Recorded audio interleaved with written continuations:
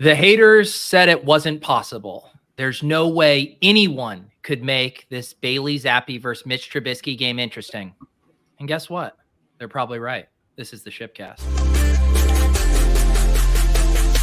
Pat Fryer Helmo. This is why I'm hot. Anita Handjob. Fix your sight. Jamar.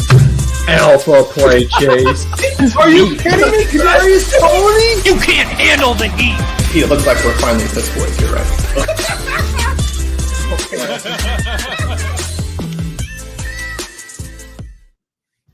All right. It's the Shipcast. We are buckling up for 3 hours and 15 minutes of commercial-filled football.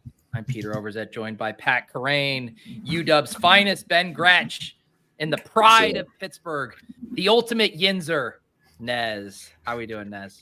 I'm doing fantastic. I've had a busy day running around getting everything ready before we depart for Miami, but we're here now. I've got a drink beside me, and I'm ready to watch some of the worst football I've ever laid eyes on. You know that tweet that Cody Main always posts, the like meme of the cardboard of like our expectations were low, but holy fuck. I feel like we all set appropriate expectations. That's the thing. Yeah, even if it's the worst, we were expecting the worst. So that's right. You can't be too upset, but I got to be honest. I'm feeling a Steelers ass whooping tonight. Right. How happy are you that it's not on the main slate, so you wouldn't have been tempted to draft a bunch of Steelers in this? It depends on who they were playing. If it was like Steelers versus Panthers, oh my god, I would be so tempted. It would be really bad for me. So thank God they're not. Did your co-host John Warner say that like them not being on the main slate is just saving you from just completely not punting off your Dawg Bowl ticket? Everybody's very excited. Everybody's very glad they're not on it. Gretch, how you doing tonight? I'm great. I got the game pulled up. I told you guys it was Zeke season tonight. We already got multiple Zeke touches.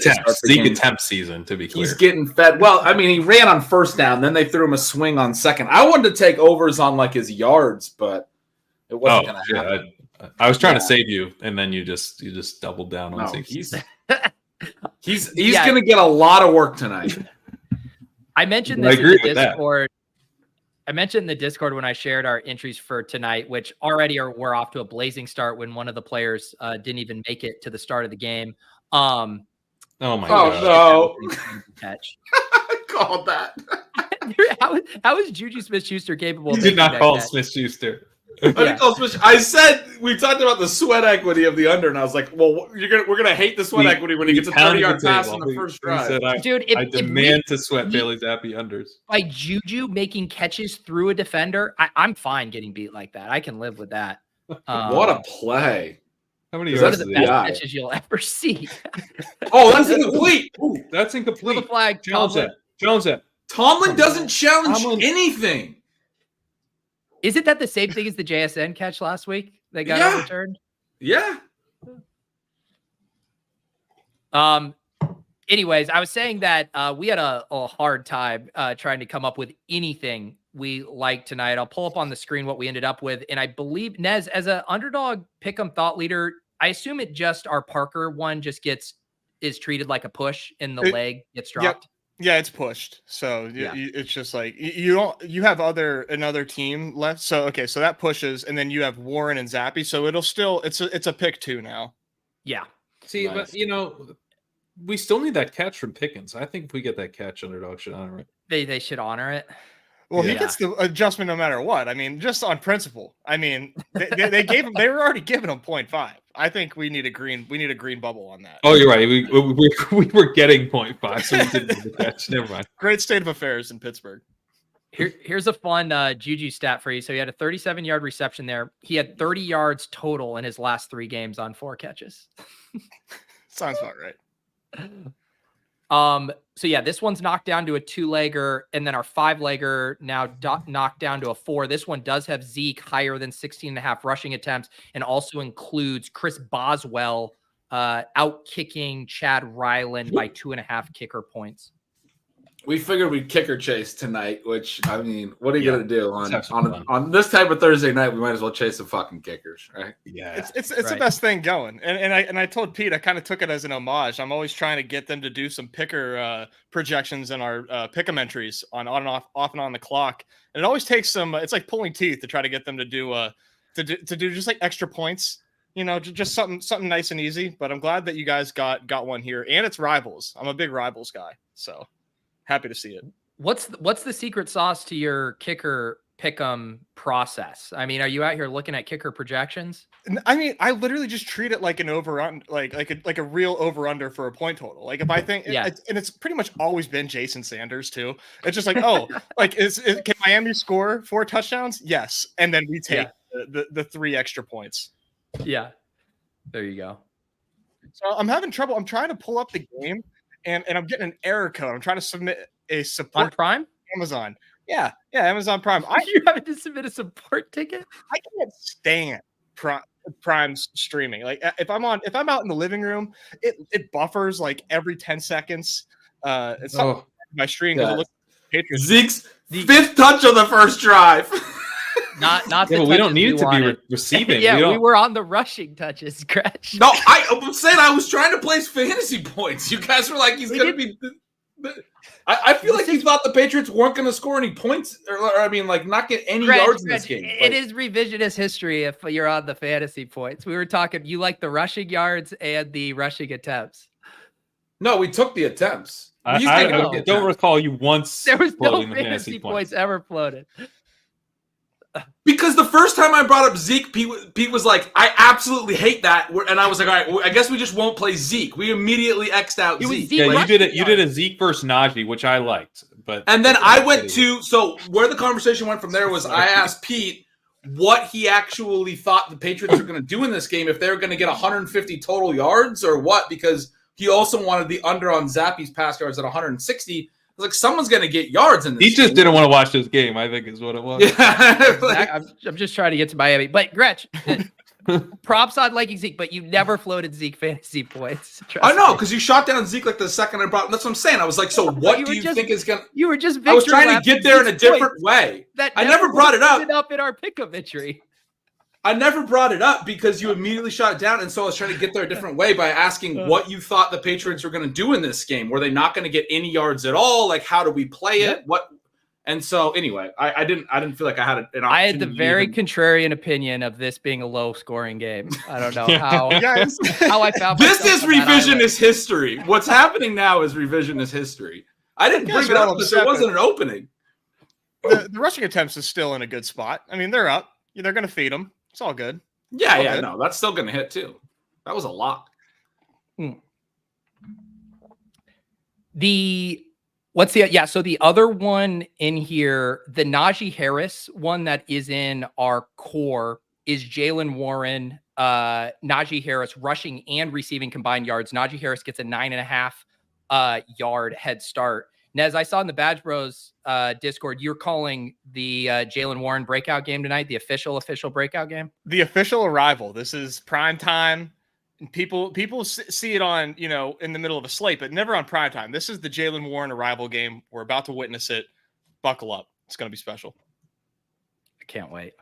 I love that. What? I love that. My highest drafted player in baseball the last week to advance some teams. Let's go, Jaylen. What ended up being like the in the weed stuff on the Najee injury? Because he missed a couple practices and then it was just magically like he's fine. He just plays through injuries. He's just a tough back. So I think they were just kind of giving him some reps off. But I don't anticipate like anything usage wise gonna change here for him. But I'm Pat talking about Elijah or Jaylen Warren being his highest owned player. He's also one of mine too, but I don't think it makes me a fraud for like defending Najee Harris in conjunction with being high on Jaylen Warren. I just wanted to be at field on Najee, but it's not helping. There's no the thesis. Is that where you ended up? Did you end up at like a perfect 8 to 9% on him? Yeah, a little higher than I wanted it to be. It's at 9%. But the thesis was always the Steelers' offense was going to be a little better, and it just took half the season to fire their awful offensive coordinator to sort of get there. So That's right. Nobody wins.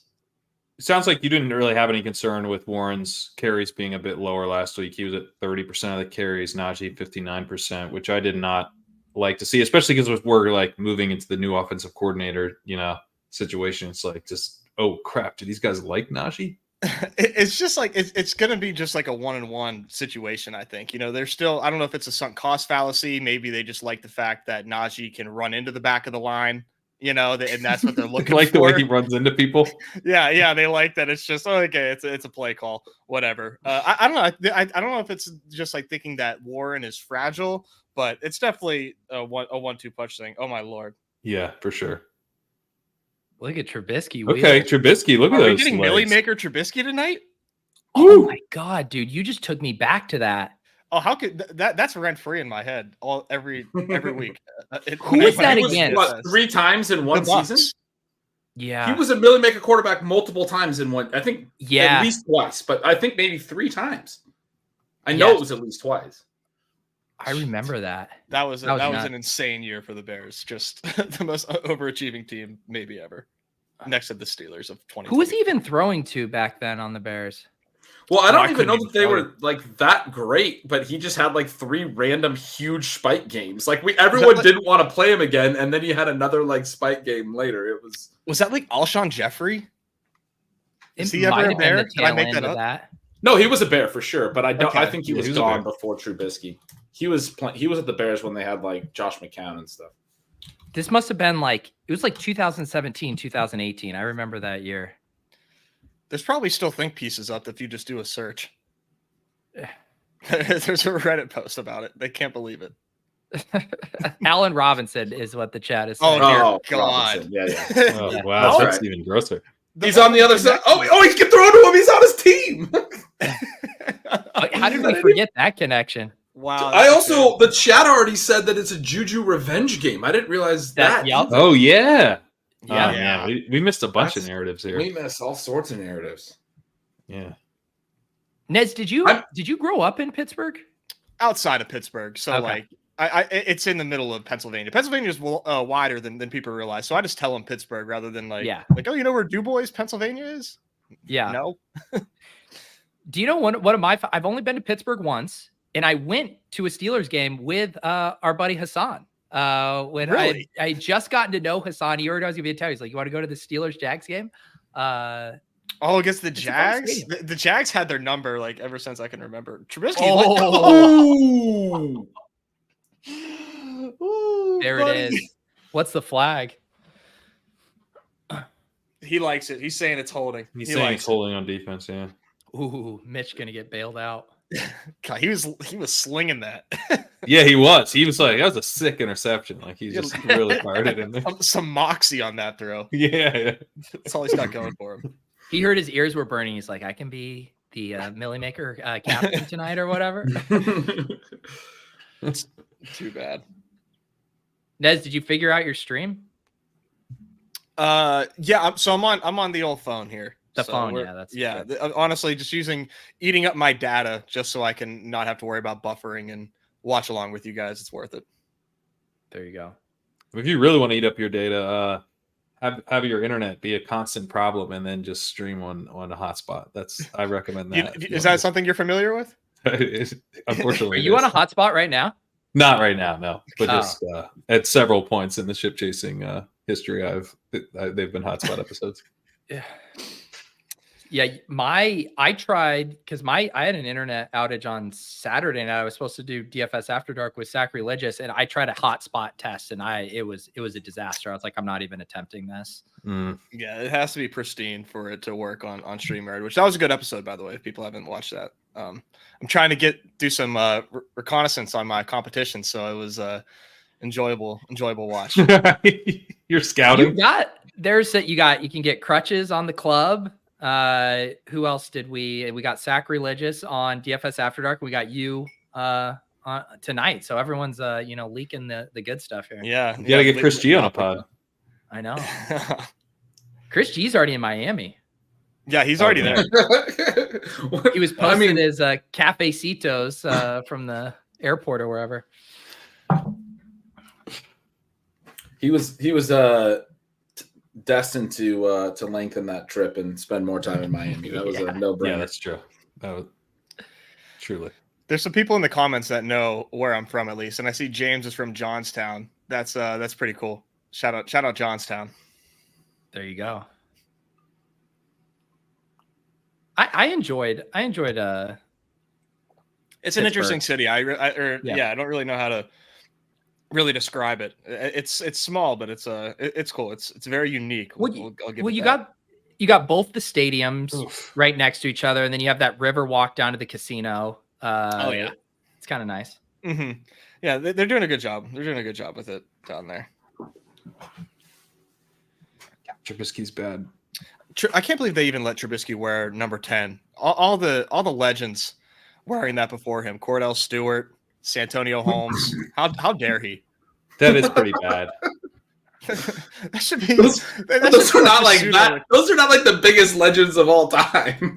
if you the legendary enough, get Trubisky out of it. If you're a Pittsburgh Steeler, that should just be like. Oh, kicker!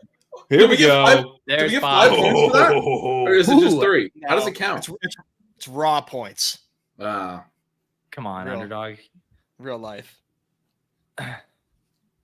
Well, we'll take that. We'll take the field goal. What there should be is like in the same way, obviously, if they retire a jersey, then no one can wear it. There should be like a threshold to earn it. You have to have a certain completion percentage to get to wear a number. It has to be protected somehow. Yeah. You can't be like the failed pick of another franchise that's coming in as a soon-to-be backup. That's just a proxy retired. Yeah. I always love the stories of, when I can't think of a good one off the top of my head, but when a new player comes in and they specifically want a jersey number and then they negotiate some kind of under the table deal to get it. Yeah. Like take the guy out for a nice dinner or something. Yeah. There's always something. I think there's been some pretty, expensive sums paid to get jersey numbers over the years. I can't think of any off the top of my head, but I know I've heard stories. It's tough though, because you don't want to go too aggressive if you're the guy with the jersey that the other guy wants. Yeah, like right? that is your team. It could be a locker room situation. I want to say Brett Favre paid maybe it was Chris Kluwe, the punter for the Vikings, when he went to the Vikings. That sounds familiar. He wanted get the bag, 4. Chris Kluwe. Like you can't. I mean, it's Brett Favre. That's when it happens. Is when a quarterback comes and he's paying a kicker or a punter. Then there's some money changing hands. Like. Is that why Brett Favre had to like rob the public trust later? Yeah, Paying funding all of his old jersey debts. His old jersey. You don't understand. My hands were tied. I've got debts, jersey debts. Well, it is one of those things. You can't say no. Like when a Hall of Famer or whatever asks you, the question is, how much are you going to negotiate? Is Brett Favre leading with his best offer? Right. or are you Probably not. Yeah. In that same vein, I still can't believe they make like rookies pick up exorbitant tabs still. Yeah. I mean, I know it's like it's a team thing, it's a little bit of initiation, but I always just feel so bad. Like these dudes just got their taste of big boy money and now they're like, they're picking up the biggest tab of their lives. So I just looked up the Chris Kluwe thing. The reason he came to mind was it was actually Donovan McNabb, but it's because his was a really funny one. So he had him donate $5,000 to his foundation, which was great. But he also made Donovan McNabb mention his band Tripping Icarus in at least five different press conferences. And he also had to buy him an ice cream cone. That's wild. That's good fun. That's good clean fun right there. So is Watt injured? Of course. He got banged up last week. Can't end up coming back in, but yeah, look for more in the injury report because I kind of remembered him getting banged up, but he wasn't on it. I don't think these generational edge rushers for whatever reason their biggest enemy is just soft tissues, not tackles. We gotta while we're on narratives. I feel like I need to be higher on younger brothers. Younger brothers are a pretty good way to play the NFL. Amon-Ra St. Brown.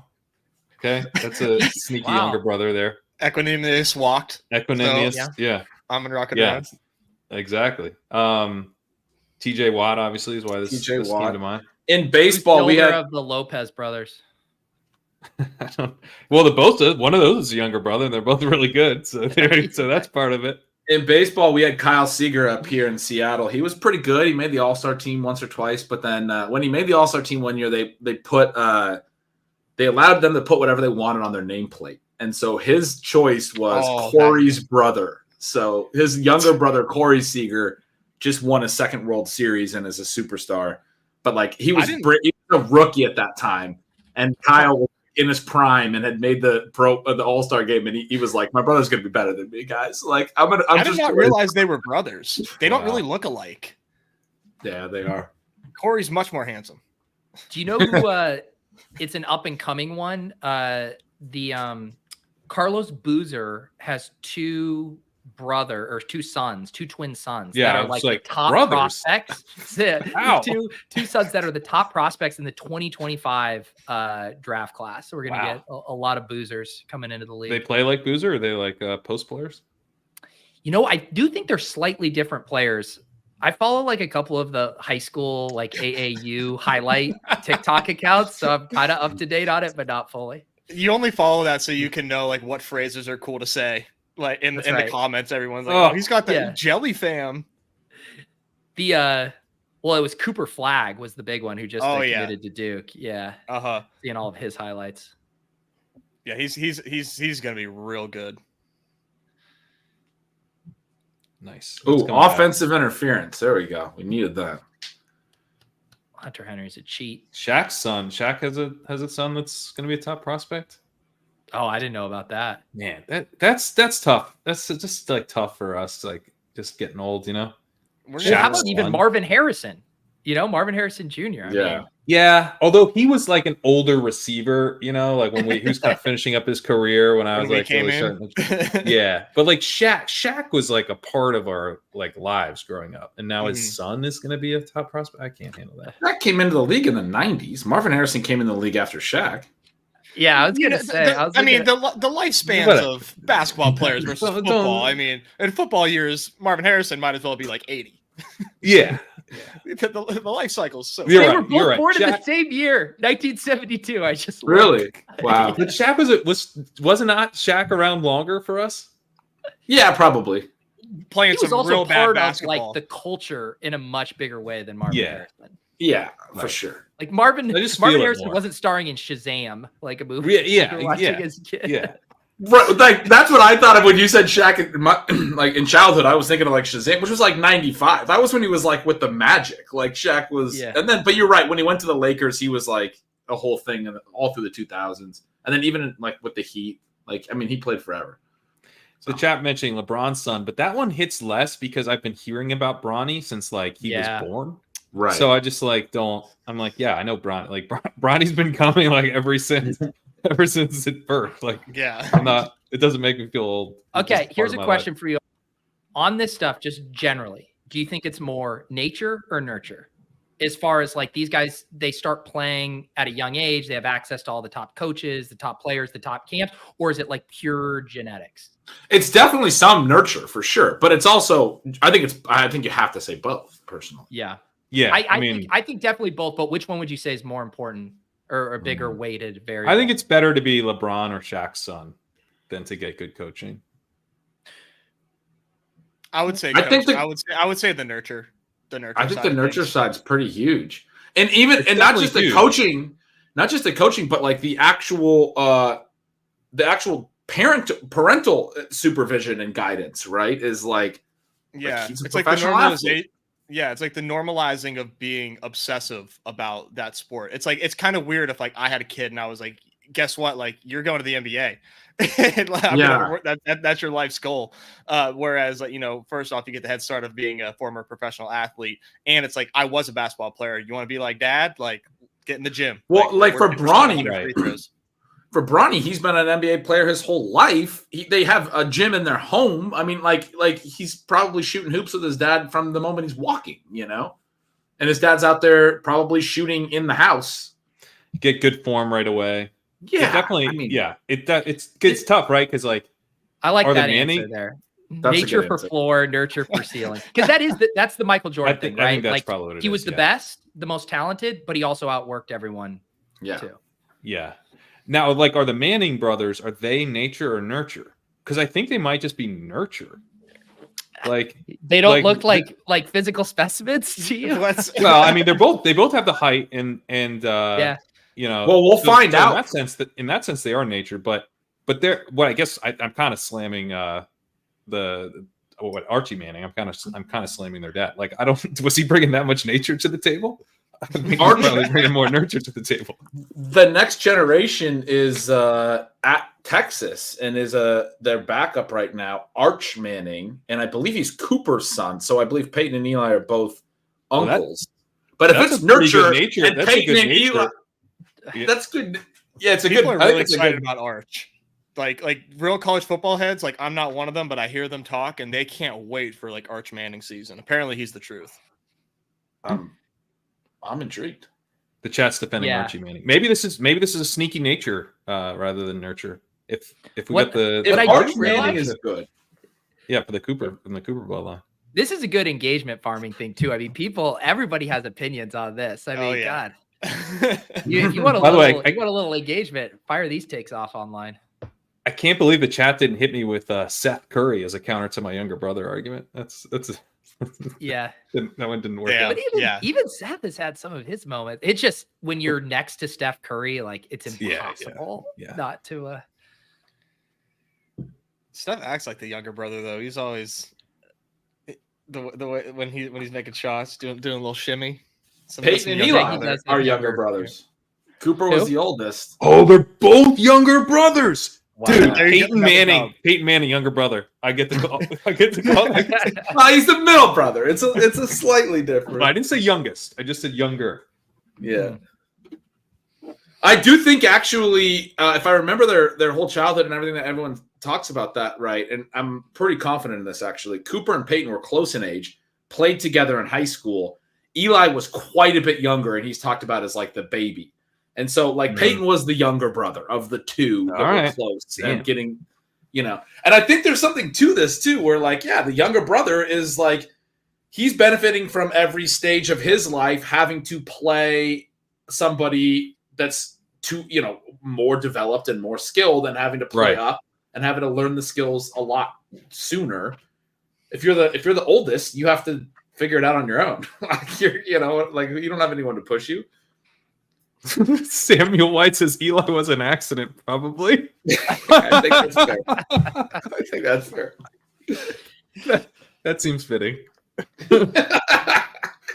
What you really need is a controlled variable, right? Like, you need the two sons, and one, is separated at birth. It goes to live in a random town. And the other one gets to grow up in the system. But then you'd have to know we need like alternate realities, right? We need to like time travel and then split the reality, because we know that like Eli Manning, if it all comes together as an NFL quarterback.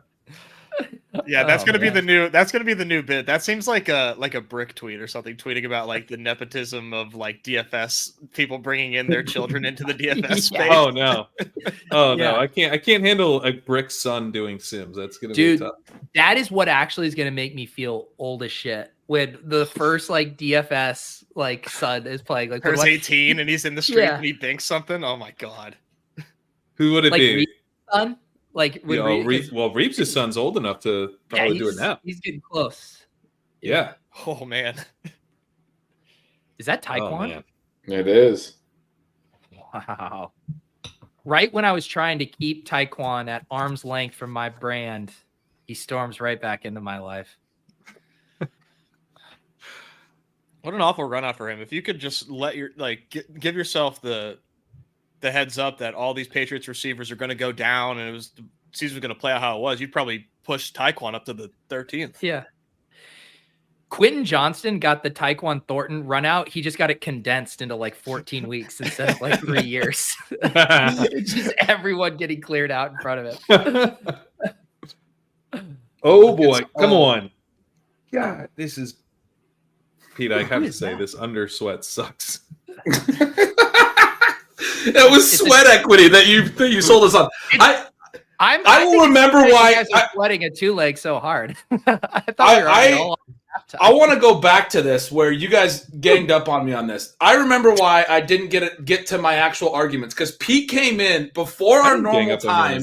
No, wait, Gretch, you're the one that tried to gang up on me right out of the gate for not having the right pick. You both said I didn't have Zeke. That was after you started big shitting on You didn't. You never floated the fantasy points. Can I explain what I was going to say? Okay, go ahead. I never floated any of my takes because Pete came in this morning and had a full core ready to go and then was like, all right, if you don't like it, then come up with something else. And my first thing was, Gretch, you're being over. Pat, is that what I That said? is not true. That's Gretch, not true because you're being ridiculous. And here's why I'm 100% sure that's not true because I wish Pete did that because I went up to find the stuff he put up, but he'd been floating some Najee versus Warren stuff, I think. There wasn't a full core because we were struggling so much to come up with anything that I went up and was looking at the messages being like, surely there's things we can just use here. So no, I will be your scapegoat, Gretch, if you want to continue to dunk on me. And then I promise I will never say anything about your picks ever again either. This is ridiculous. That's not what I'm saying either. I never bag on any of our bad picks. No, I'm not trying to bag on yours. I'm only trying to defend the Zeke thing because you guys said that I didn't. I was wanting to play Zeke, and you guys are like trying to take that away from me. The one time it actually worked. No, I wasn't trying to take that away from you. I just was laughing because you were Victor Athling fantasy points, which is the one thing you didn't. Yeah, I will still happily take the lower on Zeke rushing yards. Yes. If it makes you feel better, I thought Zeke was a great fantasy play for this game, but. And I mean, I did too. It's no surprise for two smart guys like ourselves. Yeah.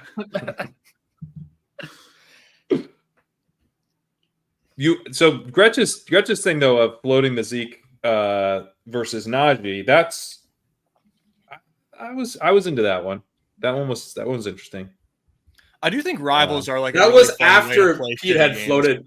Pete had floated up. He was like, I wasn't trying to say Pete was like, we have to do this. I said that weird. He was just like, something like this can make sense as a core.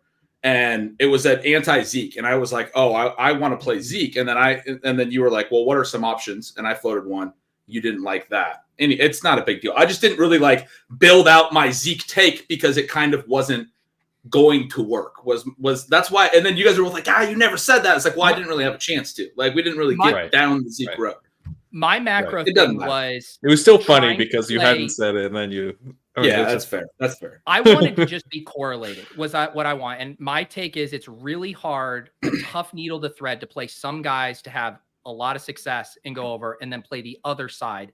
So like all of the stuff we've done mostly this season has been taking the hires. And I like that because the momentum's all working together. And so trying to be like, Jaylen has a really good game, but Najee doesn't. Or Zeke has a really good game, but then there's no other scoring coming back. Like correlation wise, like that is a very tough needle to thread. Sure, that makes. Yeah, although the lines were low. I didn't necessarily agree with that take. That was a little bit of a slightly different one, but my feeling on the game was that this I don't think is necessarily proving to be true, but I thought the Patriots would just be like overly conservative and just try to hide Zappy the entire game, almost like regardless of what. Like they basically go Falcons, and so I liked playing it. I didn't mind having Zeke with Steelers stuff because I was like, this is like I think we all agreed on, and Pete, I was totally in agreement with you on this. Like I'm making it seem like we were like completely arguing the whole time because we all agreed that we honestly weren't arguing that much today because we were all kind of like, I don't know, and we were just trying to find something But also, we all agreed that the Pats were probably going to like try to lose this game. Essentially, they've scored like 13 points in the last 3 games combined. I think it is like they've been really not playing good football lately. They just got shut out. And now they're like playing a good game. It's kind of, random. They beat the Bills a few weeks ago. They've had a couple games where they've actually played well this year. It's weird. They're as like people points out here, Gesicki's getting outsnapped by Pharaoh Brown. I mean, like some of the player usage is just out of control right now. To Nez's point, the reason, and I mean, I was saying this to you guys, but I wanted to encourage us to start looking at the rivals tabs more because like it's a way to have player takes that are independent almost of the game environment. And that's where like I kind of liked being able to like, okay, you really like Jaylen Warren here, but you don't want to, bank on him getting 80 combined yards or whatever. Just play him against either his teammate or Zeke or whoever. I just like being able to have your cake. And then if the game bottoms out, like say Parker played and he was getting the Gesicki treatment, like we would be so stoked on this half reception head start with Pickens. It's like, you don't even fucking need a George Pickens catch. You just need him to stay ahead of Devontae Parker. Yeah, it's a pretty fun way, like I said, to play like the shitty games when you're just like rooting against like one versus another in the same awful game environment. And sometimes if you're high on somebody and you don't think that the markets have caught up yet, like we did it once with Stroud versus like Trevor Lawrence, like the second time they met, and he cleared him by like 100 yards, but it was only a spot of like 10, And you know what? And Gretch had asked about this, and sometimes they do have the rivals for fantasy points, but they didn't offer a single one tonight, which was a bummer. Mm-hmm. Those are the nuts. They're also just easier too. Like, it's so much easier to go look at fantasy point projections and try to see where stuff is off, whereas like a lot of places don't have full, like even ETR doesn't release their full projection detail sets till like late Saturday or whatever. It kind of helps like defend you against a little bit of variance too, right? Because it encapsulates like everything they do. If like, maybe they run hot on touchdowns, but not necessarily the attempts or yardage or something. There we go. Oh, was that Warren? Was he a tight end? First down. He was in motion. Okay, I didn't see the pre-snap, but I wasn't sure where Najee was in the backfield. Yeah, Najee, that's right. Yeah. I don't know where he started. Wait, did I miss a George Pickens catch? He has one catch. I did too. That's the one that you missed. Yeah, I missed it. I'm saying I did see that catch. Yeah, he had one. I was pretty excited to get over the push. Apparently, that was the only completion that Trubisky had before this Warren catch right now. Yeah, because he now has 2. The ultimate version of the okay. Well, they're using Warren in motion a bunch. They're treating him like a jet motion guy right now, and they're having both backs on the field. It's kind of interesting. It would be even more interesting if they took Najee off the field. It would be more interesting if they just did it with one back. There's 2 backs, but with one. Novel concept. Why can't you have like lightning and lightning? Like put in Anthony McFarland. Look, they just did. Now I'm very interested. I do really like this formation. This is a really good spin off that running back set that they had. Yeah. I like this variation of this. This is a draw. Don't even get excited. Get Warren. God, I hate Trubisky. Dude, Trubisky, you could tell is pretty excited to tuck and run, right? He didn't even want to look for Warren on that. One read, run the ball. Yeah. He got the word that he's got the green light to just take off. Yeah. This is, Nez, how do you feel? Do you want to be just very objective? You want to see the Steelers team in the playoffs? Yeah, I do. Actually, because at this point, what are they going to do? Like, I can never be the guy that roots for my team to lose. If they do lose, it's like, okay, that's a benefit because now we are in a better position. This team is in purgatory, and there's just no signs of them getting out. How do you want to watch? I guess the question isn't, at least the way I interpret it, do you want the Steelers to make the playoffs? But do you want to turn on the playoffs and see the Steelers? That was the spirit of the question. do I want to watch the Steelers in the playoffs? Yes.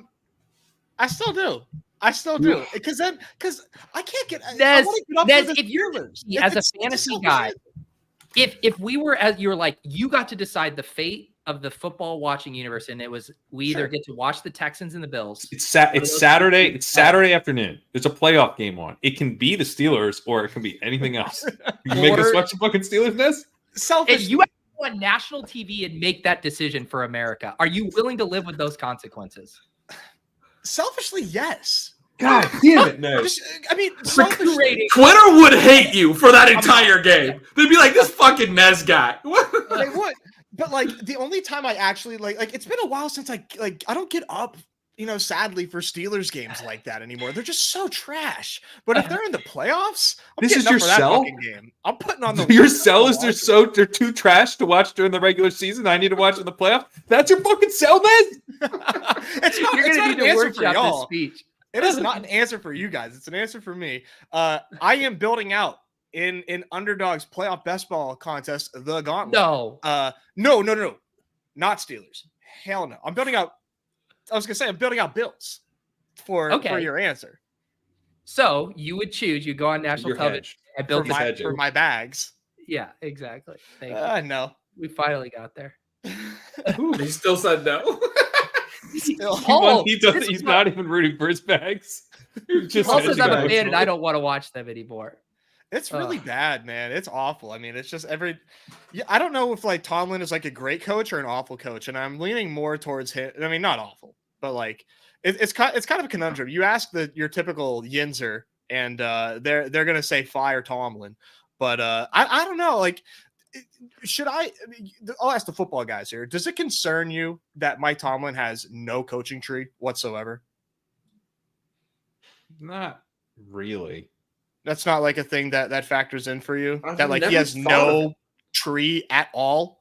Nobody has he's sort of Dan Campbell-y, and then I think he's like his players really respect him, and he like clearly connects with his players, and he's like. Who have his coordinators been? He had LeBeau for a long time, right? Well, he sticks with bad coordinators for way too long, like he did. Randy Fiechner, does that ring a bell for you? Todd Haley. That's Oh my god!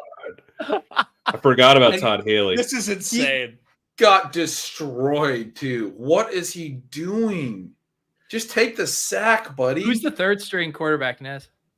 Well, it's Mason Rudolph. Yeah, put him in. He might be better. Yeah. What do we?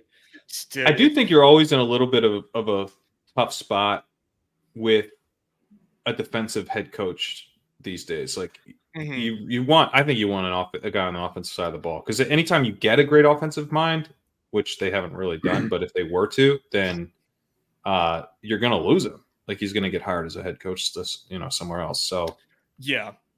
I mean, it seems like these days anybody can be a D coordinator. If you have the right pieces. I mean, too high safety. That's one of the worst passes.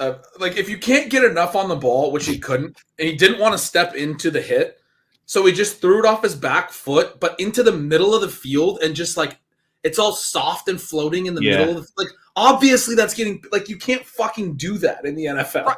Freiermuth wasn't even looking for the ball. He hadn't even turned around to turn his head yet. It was just the hit was coming, but he didn't step into the hit and get enough on the throw. He threw off his back foot and just fluttered it. Like that's so bad in the middle of the field. Oh my! Just take the sack. Take the sack. Such an airhead. See, Ashton's trying to do what Nez was trying to do in his promo tweet, which was just promote talking about basketball instead. That game actually went under, and it scored like 245 points, and it still managed to go under. It was a track meet. It was like, if I could describe it, I mean, it's like Dolphins versus Eagles or something. just like no defense, all pace.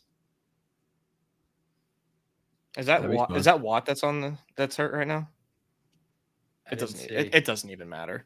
It doesn't. Well, matter. It does for your playoff chances that you are going on national. I am on Natty TV and declaring them. Now you're going to say even without the Watt, we're still doing this. It's just expedite their timeline into blowing this shit up. It's it's unbelievable. Where are you at on Pickett? I'm out. Like I can't even do I was hoping for some improvement. Obviously, going into the season, he was free in best ball.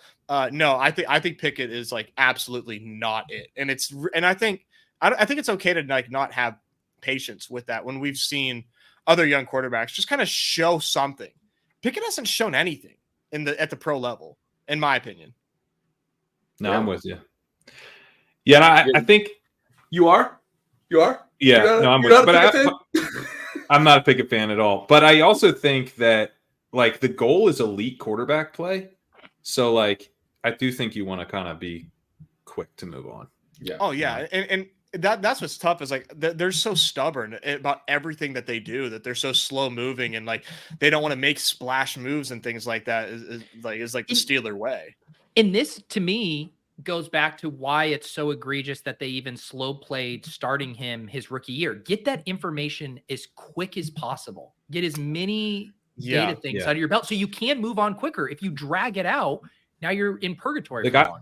would move minor on to Bryce Young if I were the Panthers. Like, I would be like, nope, this was a miss. We gotta See, get what we can get. And I'm about to go What full do you- Josh Norris. What do you guys make counterpoint? What do you guys make? But there are Josh Norrises. You'll get something back. This right now, you won't get like later when everyone realizes he stinks. You won't get anything. What are you saying, Gretch? Jordan Love and the fact that the Packers, I mean, I think Aaron Rodgers was probably always destined to be really good, but they waited 3 years and then they waited 3 years now with Jordan Love and a lot of film people. I'm not really buying into Love yet, honestly. Like, No. I mentally somewhere I'm just like, I still think the other shoe's going to drop, but he looks really good. He has looked really good every time I've watched him. But a lot of film people are like, this is it. Our buddy Robert Mace tweeted the other day, like, it looks like they've done it again. Like, as Bears fans, like, he's a Bears fan. He's kind of writing to his fellow Bears fans. He had a tweet, I think yesterday I saw.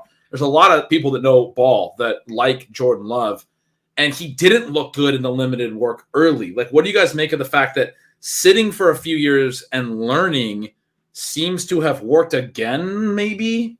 Again, in quotes, because maybe it's not what Rodgers needed. But I mean, it is interesting, at least. Henry. I'm into it as I think spending the first round pick and then you got pretty close to elite quarterback play from Rodgers while he was still there. He fell off last year a bit. Then you move to Love. They have Love on a cheap deal next year. And so Love's now like producing efficiently. It was pretty rocky there like 4 or 5 weeks ago, but he's been on a hot streak recently. And then, if he keeps this up, you're pretty psyched to bring him back, and you hope he makes some improvements. But I would be like building in contingencies because I don't think I think Jalen Hurts is. Well, I was saying teams should be building like the Eagles did with Jalen Hurts. Like they had Carson Wentz, but then they built in a contingency and the contingency smashed. Well, I was saying. You can justify him sitting because you have Aaron Rodgers and learning. Yeah, the Steelers started Mitch Trubisky last year. Like, you're not getting any value from that. And that Love pick was weird too, because like Rodgers was in his prime, like, and they spent good capital on Love. I mean, obviously it's working out now, but that was still like pretty odd. And the coaching too that Love has had, with Matt LaFleur. Matt LaFleur is still one of the best coaches in the league. I think that's a huge help. I think their line is really good. That's a big help. And I think Love is good. I think he kind of reminds me right now of like, minus the rushing upside of like Josh Allen, the way that he just like takes home run shots and plays with that like YOLO attitude. Love to me just kind of eye test is passing with flying colors, but I mean that's what everybody is. Most people are saying right now. But I'm a believer. I'm cautiously optimistic based on his recent play being so strong, and I'm always for more good quarterbacks in the league. So I hope he's really good. But I guess I don't think it's weird that it's almost weird that it's weird for them to take a first round, like a late first round pick on a quarterback when they've got like a 38-year-old, 37-year-old, whatever he was, quarterback.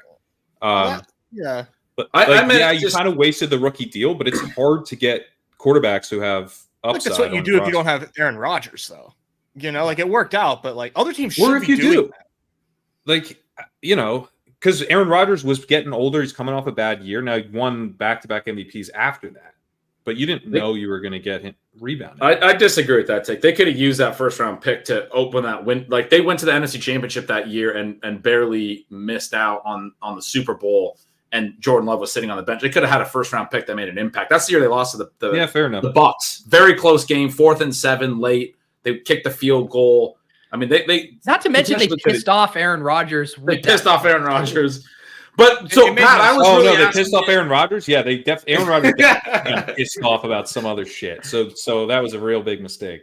I was asking in contrast to the point of like, do we give up early on guys? The fact that Love, sat and waited, and I mean, I think it's quarterback's such a hard position to play, and I don't think we're really gonna. The NFL is not going to really have a lot, even the people that work in the NFL, a lot of information on what makes great quarterbacks great or not. Like it's a really hard thing to. I mean, it is like a case by case basis thing, but. Anyway, I'm with you guys on the Pickett, giving up on Pickett. Pickett's an order player as well. And I guess if you're going to compare him, too. you're going to compare him to another young player struggling like Bryce Young, I feel like Bryce Young has shown much more better arm talent as far as like deep and intermediate throws than Pickett really ever has. I mean, Young has made some really, really concerning mistakes, but it's kind of hard to blame him with the shit show that is the Carolina Panthers. Yeah, I think that's an important note. Like when Pickett came in, he was kind of like they were trying to hit like a double, like from the bat. Like they were like, this is not a home run swing. Like he's basically the pro ready guy. Low upside. Oh my God. He almost He's trying to throw a lot of picks. Yeah. I mean, look, we're not going to win our picks tonight. It's fine. None of us expected this. I mean, even maybe the Trubisky meltdown, but I definitely did not expect the Patriots to come out and look good offensively. Like Zappy's dealing. Like he's looking like really good. I did not expect to see that. I'm just surprised that they're not even just taking the air out of the ball right now. Right. I mean, yeah. Yeah, me too. Need to put the pressure on. And it kind of makes sense in hindsight. I was so excited about Zeke's over rushes, but like if Zeke's your only running back, I knew he was going to play like every down. That was the main thing because Ty Montgomery has not played at all. It's been 2 backs, and Zeke's healthy enough that I thought they were just going to roll him out. But you can't just give these 5 carries for 10 yards. You can't just give him the ball 2 yards a carry if you're actually trying to win. I didn't think they were trying to win, but this is like a good game plan. Like, yeah, you might as well let Bailey Zappi throw it. You know, you're not going to let Zeke run 20 times and for 40 yards. I'm looking at the live pick'ems right now. They're scared to put up a Mitch Trubisky number because I think He's they think getting he might yanked. get benched. Oh, he's getting yanked. If there's a Mitch Trubisky number up, I'm going to just keep refreshing here on my side screen. We got to put something together with that on a lower. I agree, man. Let's get On a lower?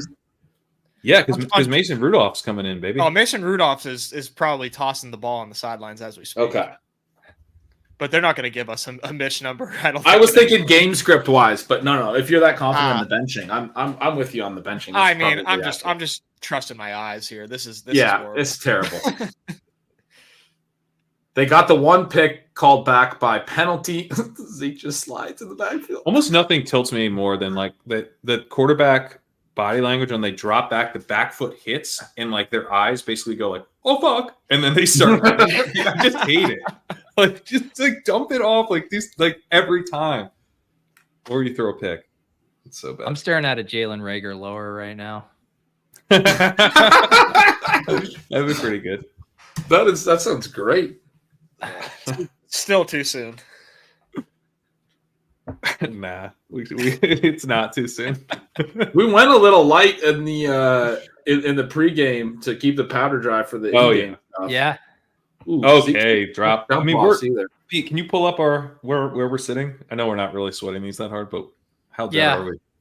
You're gonna have to we never actually looked at our picks, I don't think, on the stream, but I don't know that we pulled up the graphics, but yeah, I haven't done a live screen yet. Let me get this out of here. I also have one of my DJ hockey slips I tailed in here. So don't get confused. There's no green from this game. That's from hockey. Best believe nothing is. Those are not names that I recognize. French Canadian names. Yeah. Yeah. So, but this is the one that's going to get pushed. Warren is down 9.5 yards. And Zappy is 60. Needs 60 more to clear. Yikes. And then in the 5. Zeke needs 11 more rushing attempts to go over there. And then Ryland is up 1.5 kicking points. So that one's still pretty close. That's 1.5 with the adjustment. This includes the adjustment. Yeah. Got it. It's already baked in to both of these. All right. Well, we haven't lost yet. I don't know why I just asked that question. He has 4.5. He clearly doesn't have 4.5 points in the actual game. Oh, he made it a half of an extra point one time. Yeah, there's nothing right now. We'll check. They should give us a Mr. Trubisky versus Mason Rudolph rivals. Rival. Yeah, cowards. Do they do That's in-game great. rivals, Nez? No, it's all Yeah. just straight up. Yeah. Oh, that would be great. Yeah, Mitch they're versus scared. Mason. We're all scared. I want to get a Mason versus Zappy, but Mason's given like 50 yards and take Mason Rudolph there. Ooh. You got to get him in, and he has to do well. All right. I'm going to need more than 50 yards. He throws an interception on this possession. It'll be fantastic. They're still letting him cook. Is this game going to go like 4 hours? Like we're at like an hour into the stream and it's like 11 minutes left in the second quarter. I thought this game was going to be quick because I thought both teams were just going to be running the ball. For sure. This is nuts. That little sprint out. He went through all his progressions and then he just like ran towards he was like running around the chicken with his head cut off and then just slid. Oh man. It's not good. He does not look comfortable making decisions right now. Let's put it that way. Hunter Henry's banged up. We might get some Gesicki or maybe some Pharaoh Brown snaps. How much did they pay Gesicki? Was it a decent amount or no? It was good money for a backup tight end and fairly cheap money for a starting tight end, I think. It wasn't like Johnny Smith money when they gave him. I think so. Because that was good money. I think it was like $5.5 million or something. Yeah. Let's look it up. Quick Google says 4.5. 4.5? Okay. Which is, I mean, that's good. But it was only a 1-year deal, it looks like. Johnny got the like 3-year, 36 mil, 20-something guaranteed. Like that should have been the signal that we were looking for. That was the year they had all that money, right? And they gave was it Kendrick Bourne, which was honestly their best signing. Henry and Johnny, and Kendrick Bourne and Aguilar, I think, as well in that offseason. I think that's right. They went and then they didn't use Johnny like at all. And they didn't, but they did that because the way that they managed the comp pick formula, where they typically when they were good, they would lose free agents and not really sign any and get comp picks every year. And then the 1 year, they're like, all of our signings are going to cancel out our lost players, so we're going to spend all our money now. Except for it was a bad free agent class. You spent all your money on a bunch of shitty players. Like that's not going to work. Yeah, I think maybe like kind of outthought it a little bit. Like the comp picks are nice, but don't build your roster around horrible players. When you're giving Nelson Aguilar and Jonnu Smith.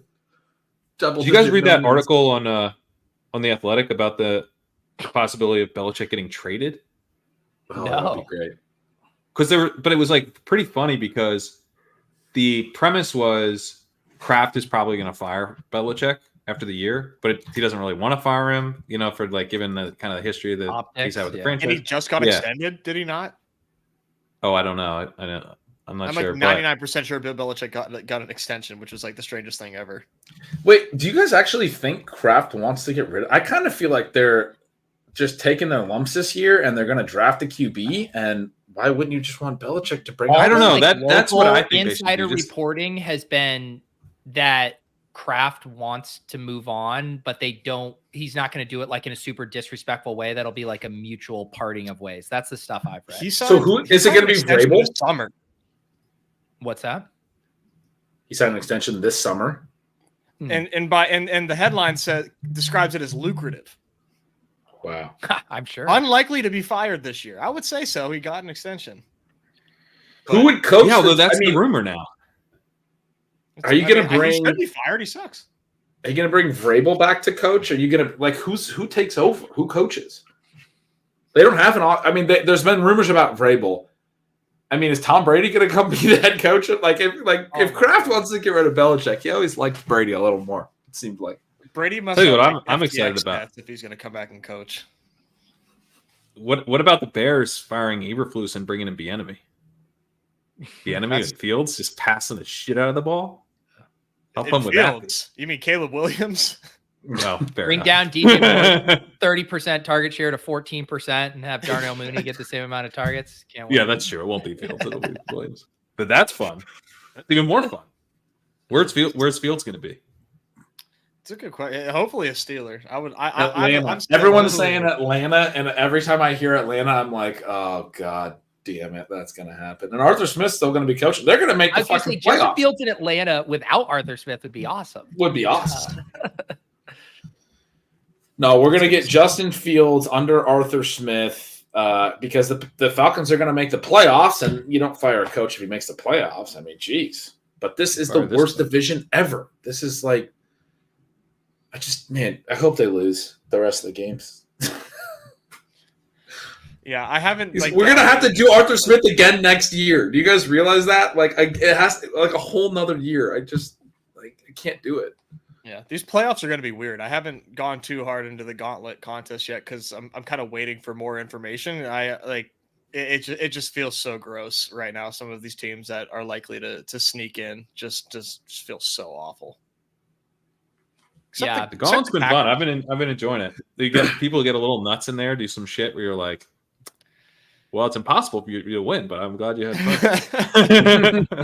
My issue with the Gauntlet right now, I've done like 10 drafts, and for some reason I have like 80% Eli Mitchell. And I don't know how it's happening, but I always need more Niners, and I just I have a lot of Juwan Jennings. Okay, yeah, it's those two are the because that's not my the Mitchell. Dolphins.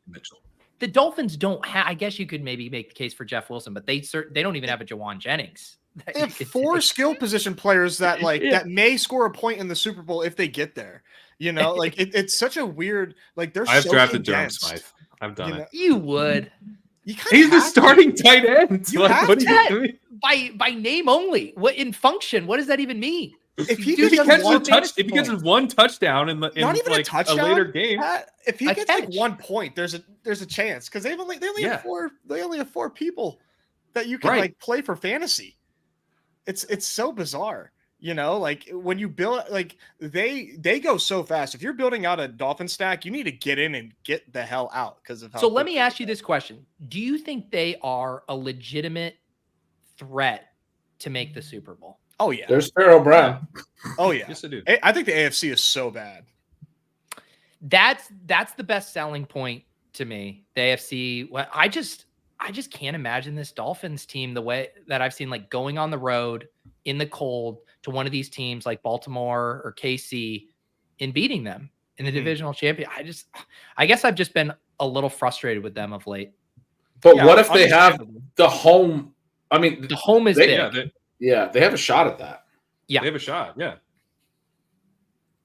I mean, that would be. I agree with you, Pete. I think them going on the road and winning those games is tough, but they could potentially have a home field advantage. Sumer Sports give them a 24% chance of getting the bye. What? My God, Juju is. This is embarrassing.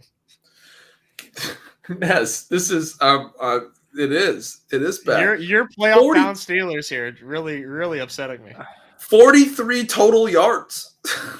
And Patriots fans should be upset too. They're about to like no one's happy. This is worse than we thought. Yeah. we said at the beginning it couldn't get worse, but it's somehow gotten worse. No one's happy. Spike Week has the Dolphins with a 40% chance of the 1 seed. Really? Is that leading right now? I don't even. Yeah, that's the highest on the AFC side. Yeah.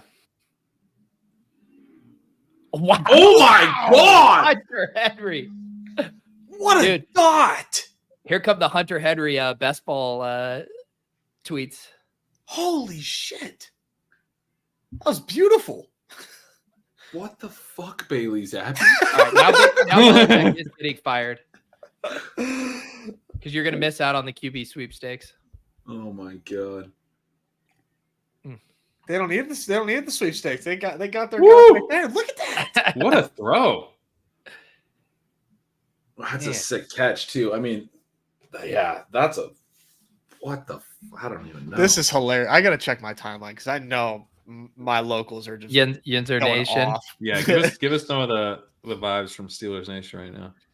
I see a tear it down with an exclamation point. These dudes stink in all caps. In all lowercase LMAO. It is specifically embarrassing at home too. Lowercase LMAO was the biggest bird of all of those. It is. Yeah. I can't even write tear it down. I'm just gonna write it. Yeah, just laughing. I want to see what the live over under is for this game. What is happening? 42? 40? Because what did this close at? 30? 30 and a half. It is up to 44. Oh. That's a lot of Patriots hope minus 12, 44 point total. God, I mean, their pass rate over expected right now is so much higher that if you would have given me a higher or lower on their PROE, I would have missed by a lot. By a lot. I would miss by a lot. That was my whole take on the game, is that they were going to be cowardly and try to hide Zappy as much as possible.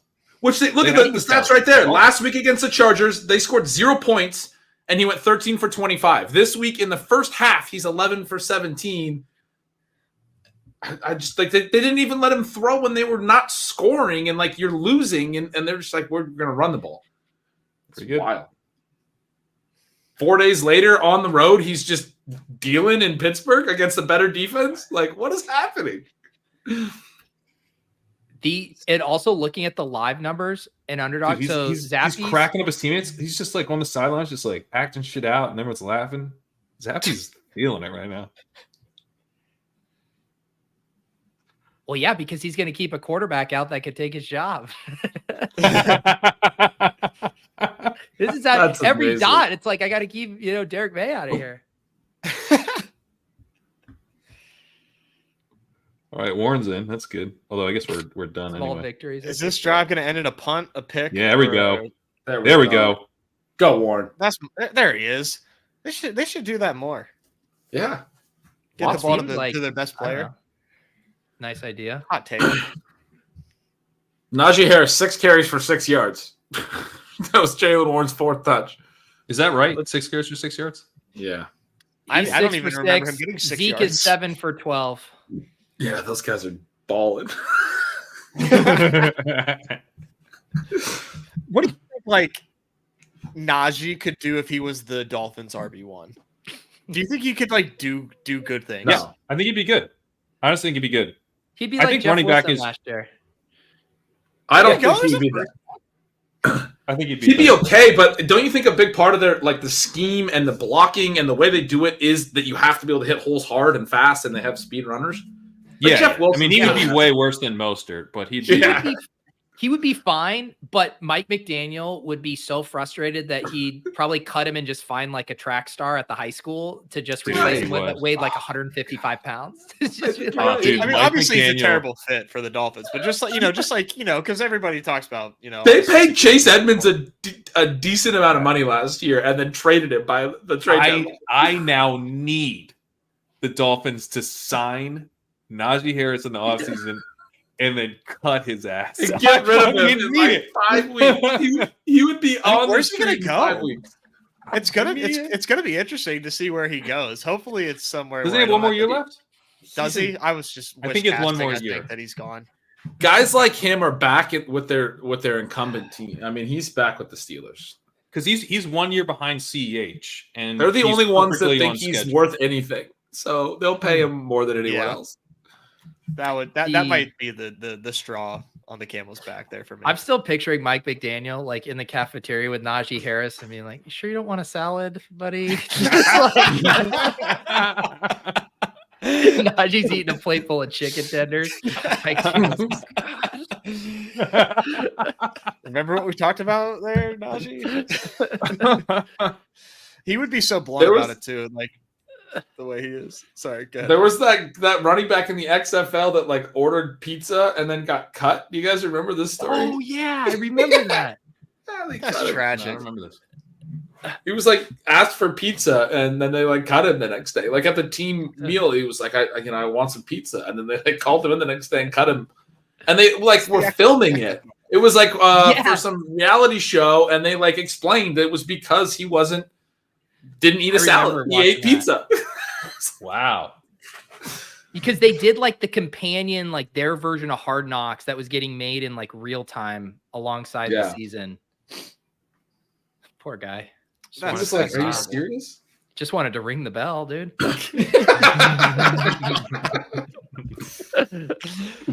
This is a big play. Here. Nez, we do got to talk a little bit about Miami Nez. Sure. Your Yeah. alternate personality. What's going to be part of this transformation the second you hop on that plane? Yeah, I'm locking in as soon as we hop on the tarmac. I've been in the goal line stands practicing, getting some reps in. It is different. It's hard to get into the Miami mindset, and whenever you are playing the goal line stand just because it's very easy just to, what I've quickly learned is that I don't like the back end of the 12-person drafts this week. Okay. Hate that. And that is probably where, and I've been thinking right now, my big thing is where do I take a quarterback in this? Because 36 people, there's 200K up top, but if you finish middle of the pack, I could be walking away with 15K. I could use that too.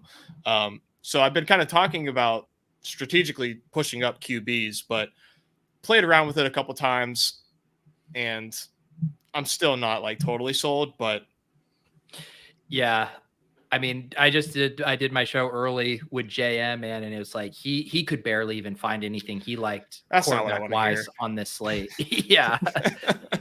I mean, I love Brock Purdy. I probably wouldn't be afraid to take Purdy a little early. Yeah. Maybe shock the rooms a little bit, but I think Purdy is gone in the second round in these personally.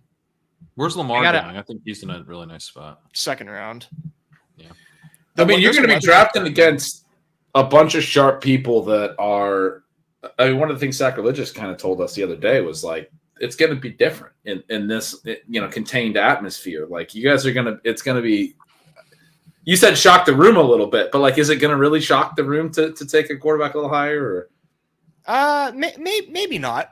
Maybe not. I think people maybe see the projectable volume there as well. I know that anytime I'm in a lobby and I see somebody one or more people that are going to Miami, I'm keeping a close eye on what they're doing. I don't think anybody's really doing any gamesmanship, to be honest. I'm an open book as far as what I'm looking at.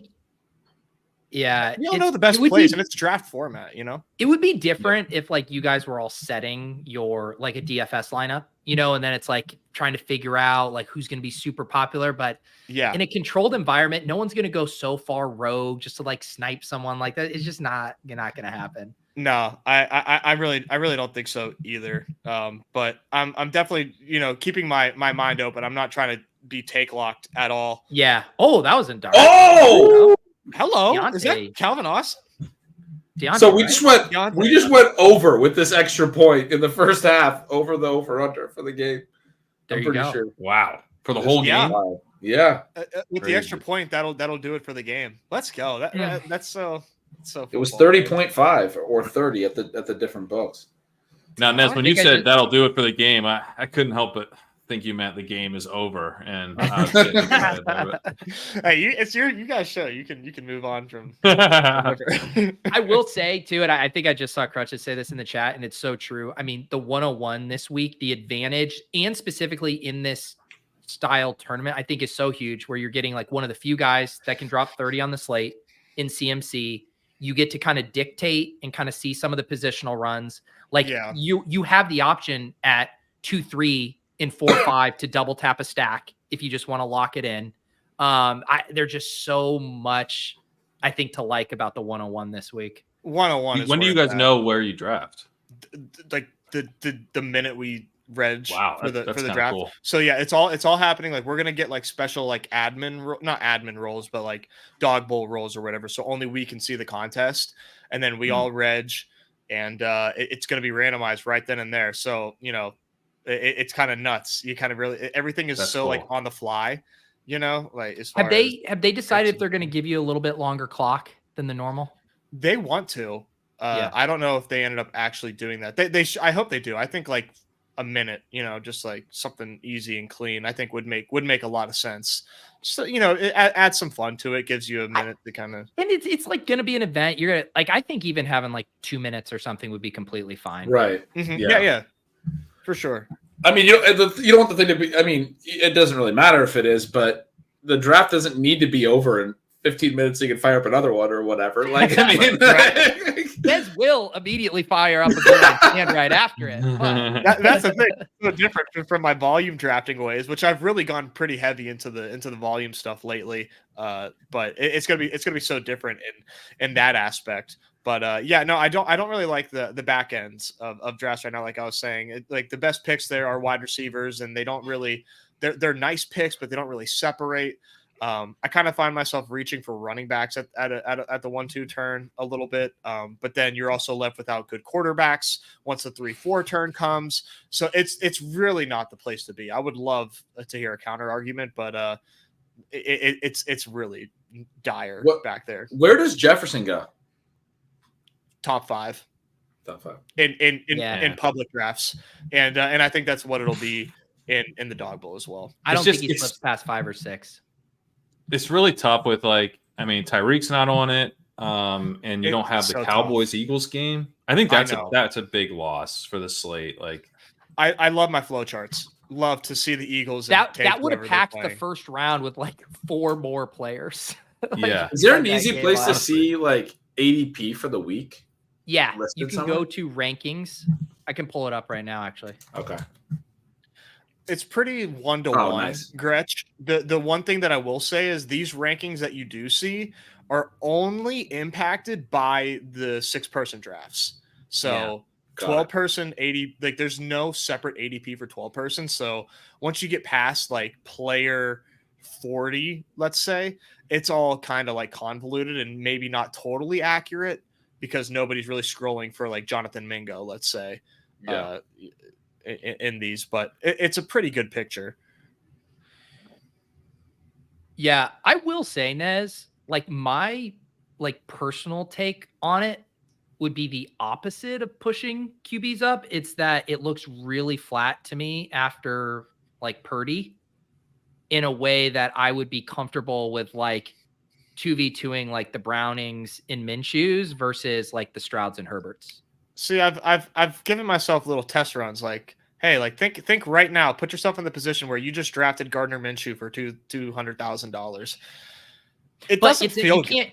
You can't think of it like that. You got to think of it as the 2v2 of the running back or the wide receiver you take up there versus it's obviously not. Yeah, we're not drafting we're not only playing quarterbacks, of course. We're building lineups, and I do get that, right? You're accessing ceiling at the skill position guys that you really don't get if you instead just wait. But I'm curious to see what people do. I'm so Josh Allen pilled that I would probably take Josh if I had a top 5 pick. I think I would reach for Josh Allen as early as 3, to be honest. Just in this game against the Chiefs, must-win game. Allen, EPA leader. And I know show you the cheat code. You can't even see the cheat code on the screen right now, and I'm not even kidding that much. Who? Gino. Zeke looks so bad, you guys. Who wanted Zeke overs in this game? Ritter. I like the Ritter. I like some of the Ritter stuff. At home versus the Bucks. Ritter, that's the only in the walkthrough. I have so many caveats, but I'm it's kind of a good spot, man. It's kind of a good spot. I'm saying. I know, but yeah. And honestly, Kyle Pitts is set up about as well as he has all season. 90% route participation last week. It's such a true test of the flow chart of the Bucks are the only team truly that are on the slate that they give up a ton of yards in the air, and of course they just so happen to be playing Desmond Ritter. I think that's the tough thing is that the Bucks run defense, I think, is completely fraudulent. They're really good in EPA per play, but in all the other metrics, they suck. And I pointed this out a couple weeks ago when they played the Colts that they basically just not allowed they've not allowed many rushing touchdowns, but it's not necessarily a reason for Arthur Smith to avoid running the ball on them when they have a really bad success rate against the run. So they're kind of just a bad defense rather than a bad, I don't necessarily buy that they're going to funnel the Falcons to the pass. That's where I would get shaky on it. I mean, I know this is a good pace spot as well. It is a game that kind of looked good to me if I was playing a normal GPP on Underdog, where it's just one of my 100 drafts that I'm doing that. It's week. Possible. Yeah. I like it as something you mix in for sure. Because I could see it playing out nicely. What about Gino? Leone tried to put me on Gino really hard. I think Gino's he was really trying to sell me on the Gino. His Lockett goes 6th round in these 12-person drafts. Yeah. Lockett's free. I wrote him up for my Hidden Gems piece. I liked Gino the last time he played the Niners. I thought that this was going to be a really good spot for him. I thought it was going to be the most pass attempts we would see from him all season, and it was one of his worst games. But I know it's not really important to think about. But he's coming off a good game now, so. And also the little bro science thing, right? Of these divisional games seem to go in two directions, right? Where it's just like they're either these gross slogs or they turn into these wild shootouts. They got their gross slog out of the way on Thanksgiving. Yeah, this is the one where they start to have a little fun. Yes. JSN has his breakout game, starts slinging it. I think you take little brother narrative with JSN. Like if you have McCaffrey or if you have who's JSN's older brother? He's a Pittsburgh Pirate, Kanan Smith and Jigba. That's right. Okay. I was like, what? Who I was taking cross a lot sport, in little baseball, brother. In baseball, basketball. Yeah, I think if it's cross sport, you get a bump because it's like you're so athletic that your family plays two sports. Is that how it works? Yeah. Anyways, sorry, Gretch. No, that's great. That's a great call. I was just saying, I like Gino. If you were to grab one of the Niners, obviously their big four are all getting drafted. If you had McCaffrey, but if you had Ayuk or whoever, because I think that game could actually like shoot out a little bit. Like Pete was saying, that was my theory on it. Yeah, like I think that the Seahawks totally have the ability to put up points. I thought that the first time they played on Thanksgiving, and like I said, didn't come to fruition. But I still think that they can. I mean, it's going to be interesting. I think one other interesting thing, Nez, too, depending on obviously like where your draft slot is, and if you are kind of worried about the quarterback type stuff, is like maybe you even use that within a tier to like break a tie on a wide receiver. So like example, Debo and Mike Evans back-to-back. If you're like, there's no chance Purdy comes back around, you take Evans, probably already projects for more points if we're being honest. And then you have the Baker stack like out late if you want it. And I'm just making up an example, but just being like, who are the quarterbacks, Pittman there, knowing Minshew's going to be available. Yeah, I think thinking about it from the 2v2 standpoint, like you were saying, is obviously going to be really, really important for me, because I mean, it's not like I'm the only one that's left with really that's struggling with the QB decision, right? I mean, the slate is just it looks good like 3 weeks ago, and now it's just tragic. It's real bad. Yeah. I do think it's deep enough at quarterback and tight end that you're going to have a stack you can live with. I was going to say and then I stopped short of saying you can live with. Like, you're not going to feel like, fuck, I have nothing, there's going to be something. I mean, if you have Gino and he's stacked and you've got a 49er coming back, that seems pretty great given where Gino's going. It would feel nice. Like, yes, it could suck, like it could go bad, but so many of these games, like I like the spot for the Ravens a lot, but like the Rams aren't good against the run, and Stafford has been pretty bad at times this year. So and the Ravens have a really good D, so that game could completely fizzle. There's some weather even the good spots aren't that good. I don't know if that's going to. Plus, Lamar just missed practice with an illness today. I know he has the worst immune system in football. Dude's always sick. I swear to God. So yeah, I mean, and I mean, not to just like completely just keep hammering on this, but tight end too. Tight end too, I think is pretty tough. I've punted tight end in these, and that's also just like not. Is Pitts going with? I mean, he's legitimately. He's tight end 12, 2, 3. Yeah, it's labeled right there. Yeah. I will say, I was going through this with JM again on Redacted, but I thought this was one of the deeper tight end slates we've had in a while for a main slate, at least. Like to have like Njoku when I punt. Yeah. I mean, in Njoku, like relative to his ADP, like if you go look at ETR projections, Njoku stands out by far as the most mispriced guy relative to projection. I think Evan Ingram is pretty nice, like especially with Lawrence isn't total zero to play, but Lawrence is. I really hope Lawrence plays. Should we fire up a draft? We could. Yeah, you want to do or should we do our? Okay. Should we do our? We got to do. Yeah, we're about to need to go. How much time? What are we at? They're going to have to get the ball out quick this week. Yeah, we want to draft with Nez. We got what do we got? We can multitask. Let's do a goal line stand. Cool. And then we can multitask. Yeah, I appreciate you guys letting me flesh this out with you. This is so one of the bigger weekends of my professional career. So. Yeah, man. I do think you're our featured guest, man. You're the talk of the town. What are you talking about? Miami Nez. We got Miami Nez up in here. Everybody's saying it. Everybody's saying it. Have you gotten your fedora yet? Have you purchased the fedora? Are straw fedoras like a Miami? Is that a thing? Of course it is. Fedoras? Yes. Milady? Yes, like dude. fedora? Milady. Are you Thinking of crowns or what are you talking about? When I I'm hear starting to fedora, worry I that think, you're not going to be able to become.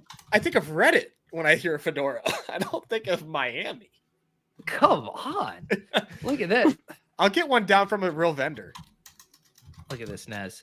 This is that's very Miami, quintessential Miami Ooh, yeah. right there, man. There's a guy in my. I actually think of like Cuba. That's like more like. There's a guy in my I apartment. mean, you're building that wears practically one in of these. Cuba. Top two Yeah, buttons we are. unbuttoned, flower, pattern on the shirt, and that fedora. Little Havana. I mean, come on, Nez. You got to be rocking one of these, buddy. Oh man, let me I get can one just off the see street. you, dude. This is you right here drafting the winner. Yeah. Ooh, In a that's me looking nice at. little get a different linen one. That's a polo. bad one. Ooh.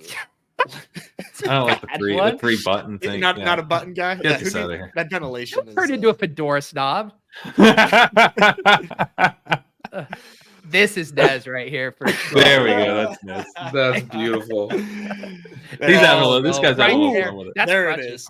Oversized suit, fedora over the eyes Oh, with the Ray Bans. Oh. Yes. Okay, we are about to be up. We got the 1-4. This is where I want to be. I would love the 1-4.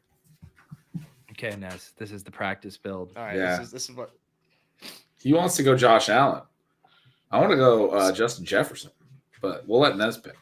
Jefferson is awesome because like Dobbs is almost like guaranteed to be yours, and I'm Ooh. not willing to write off Dobbs after that last game, which was like really concerning on prime But time. you're willing to write off Gino because he ain't writing you back, bud. That's a good. It's a good and fair point. I see. I don't know that I would take Kelsey like in the Dawg Bowl. I don't know that I would do Kelsey at 2, but that's. I know that. That's think a I hot would take. either. All right, Nez. Josh Allen build? What do you want to test out here? Okay, so for me personally, it's either Alvin Kamara or Josh Allen. Are you guys? Do you guys have concerns over like Taysom Hill with Alvin Kamara in this matchup? Maybe potentially Jameis throwing. Does that like kind of spook you off? Cue up Josh. but I would curious be what you guys Josh. think.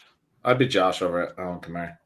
We don't draft running backs here. It's kind of the thing. I'd be Amon-Ra if I was going one off Not skill anymore. player. To be honest. Yeah. Okay. Yeah, I was originally like under the assumption if Derek Carr played that I was like really into Alvin Kamara against the Carolina Panthers. I thought that his role in just they're the flow chart team for me for running backs, and with Kamara on the slate, I was excited about it. But John and Leone kind of gave me some pushback on there, so. He's fallen off my ranks, but I do that Amon-Ra versus the Bears opened up at like 45.5, and I think fell significantly in the total. I think again it's the weather, but I don't think the weather is even supposed to be a concern there. But Amon-Ra is such a good floor. Do you know one thing that's nice on the back? And again, I'm just coming off of doing my show with Jam where we did this, but the DJ Moore field stack is not a bad consolation prize from the back end of the board. It's definitely one that I haven't done yet in practice, but if it fell to me, yeah, I would be very much into that. So the Patriots ran the ball a bunch of times, and then the Steelers just kneeled it out, and we are at halftime. So we are going to have to multitask. We can multitask here. Well, don't We get do rid some of the fedora fedora. shopping We on can our No, own. I have yeah, it. bring the fedoras back. too. Multi. Okay.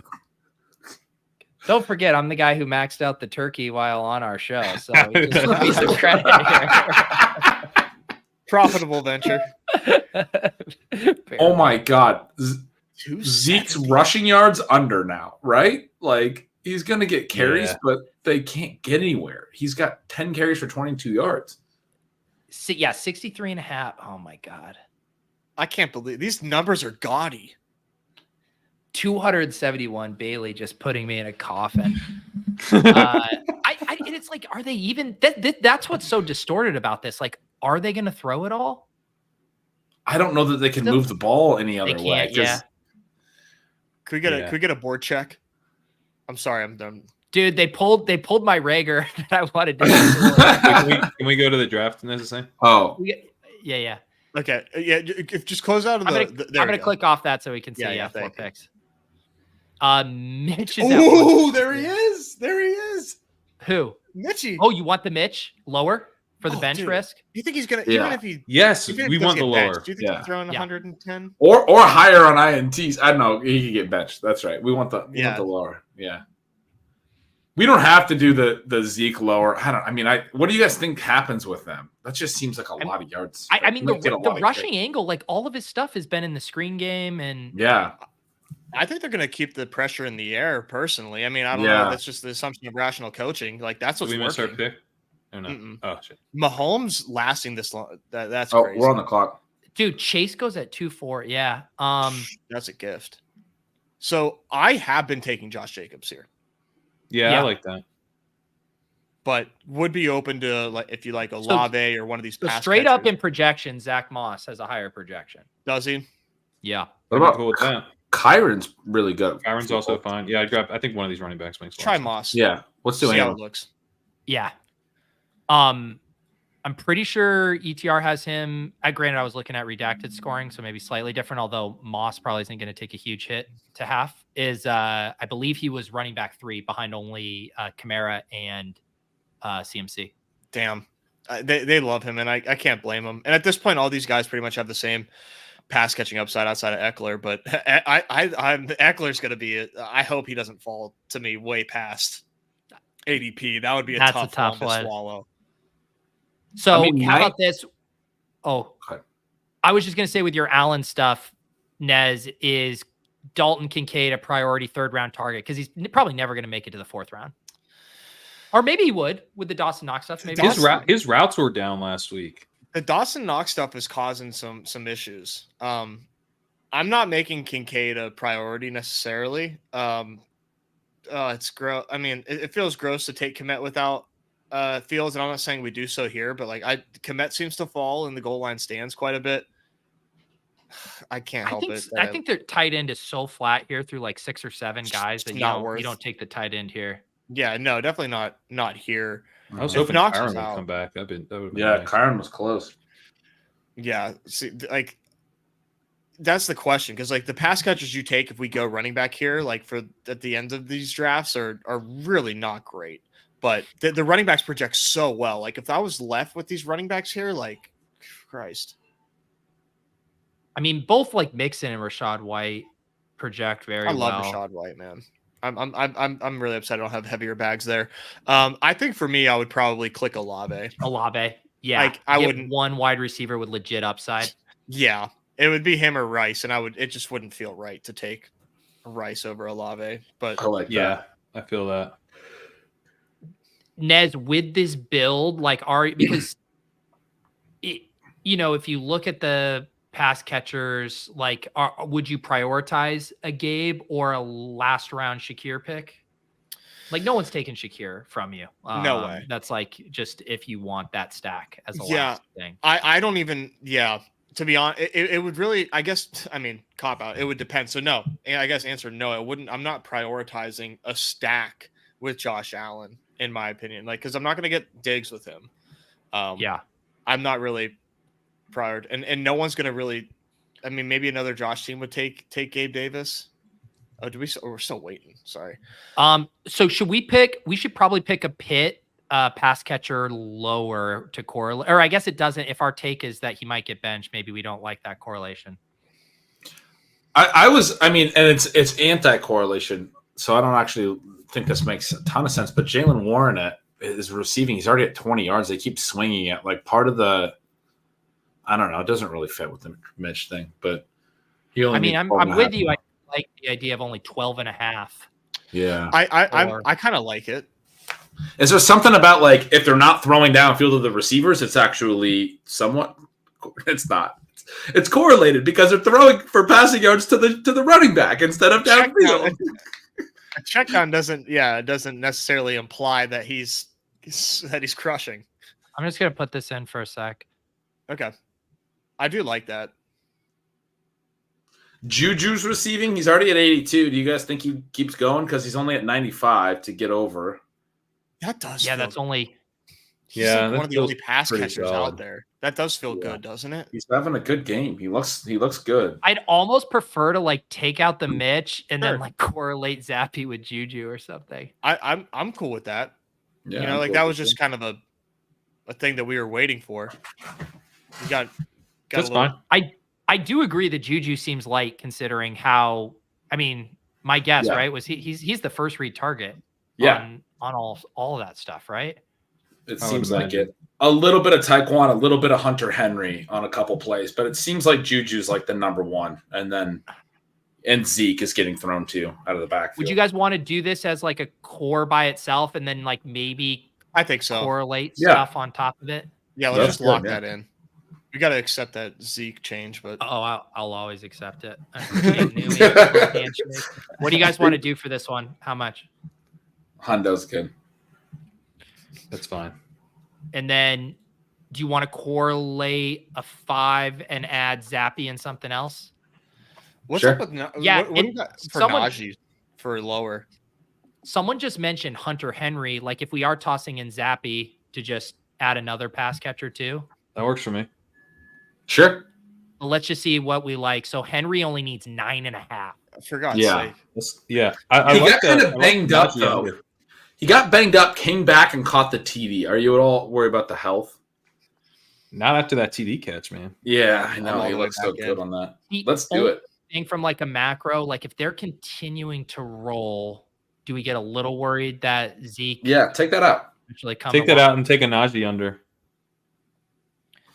What's he? What does he even have? 20.5 rushing? Can they keep slamming him into the line down? Aren't you 21? worried about him running for 15 yards?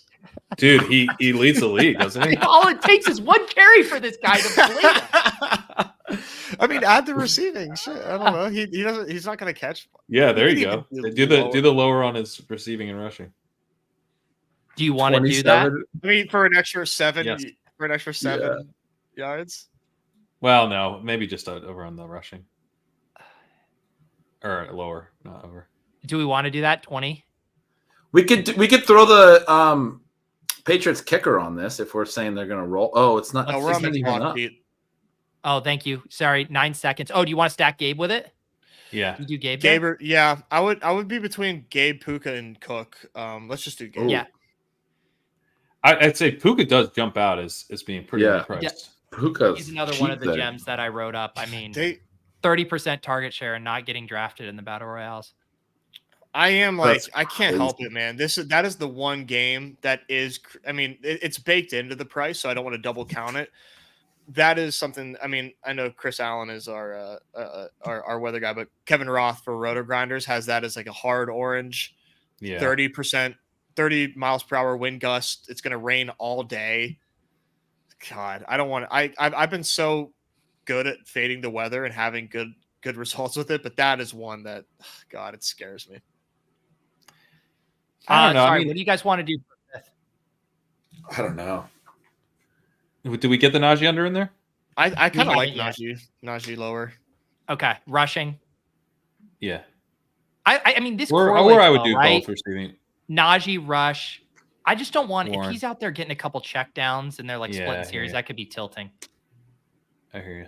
All right, let's do this. That's true. What do you want here? You want 75, 100? You want to? Let's Catch do up? 100. Let's live. All right. I'm trying to live. The only thing about the Trubisky, I was gonna pitch it right there instead of the Najee one, but then I realized he did throw a TD at the end of the half. Like, if they left him in that long and then he finally throws a TD at the end of the half, like, should have cut it. They Gosh. should have pulled him earlier, but they might actually Yeah. keep him in now. Dude, Nez, you're gonna get Komet on this one. These guys, Oh, both, they're mean- scared.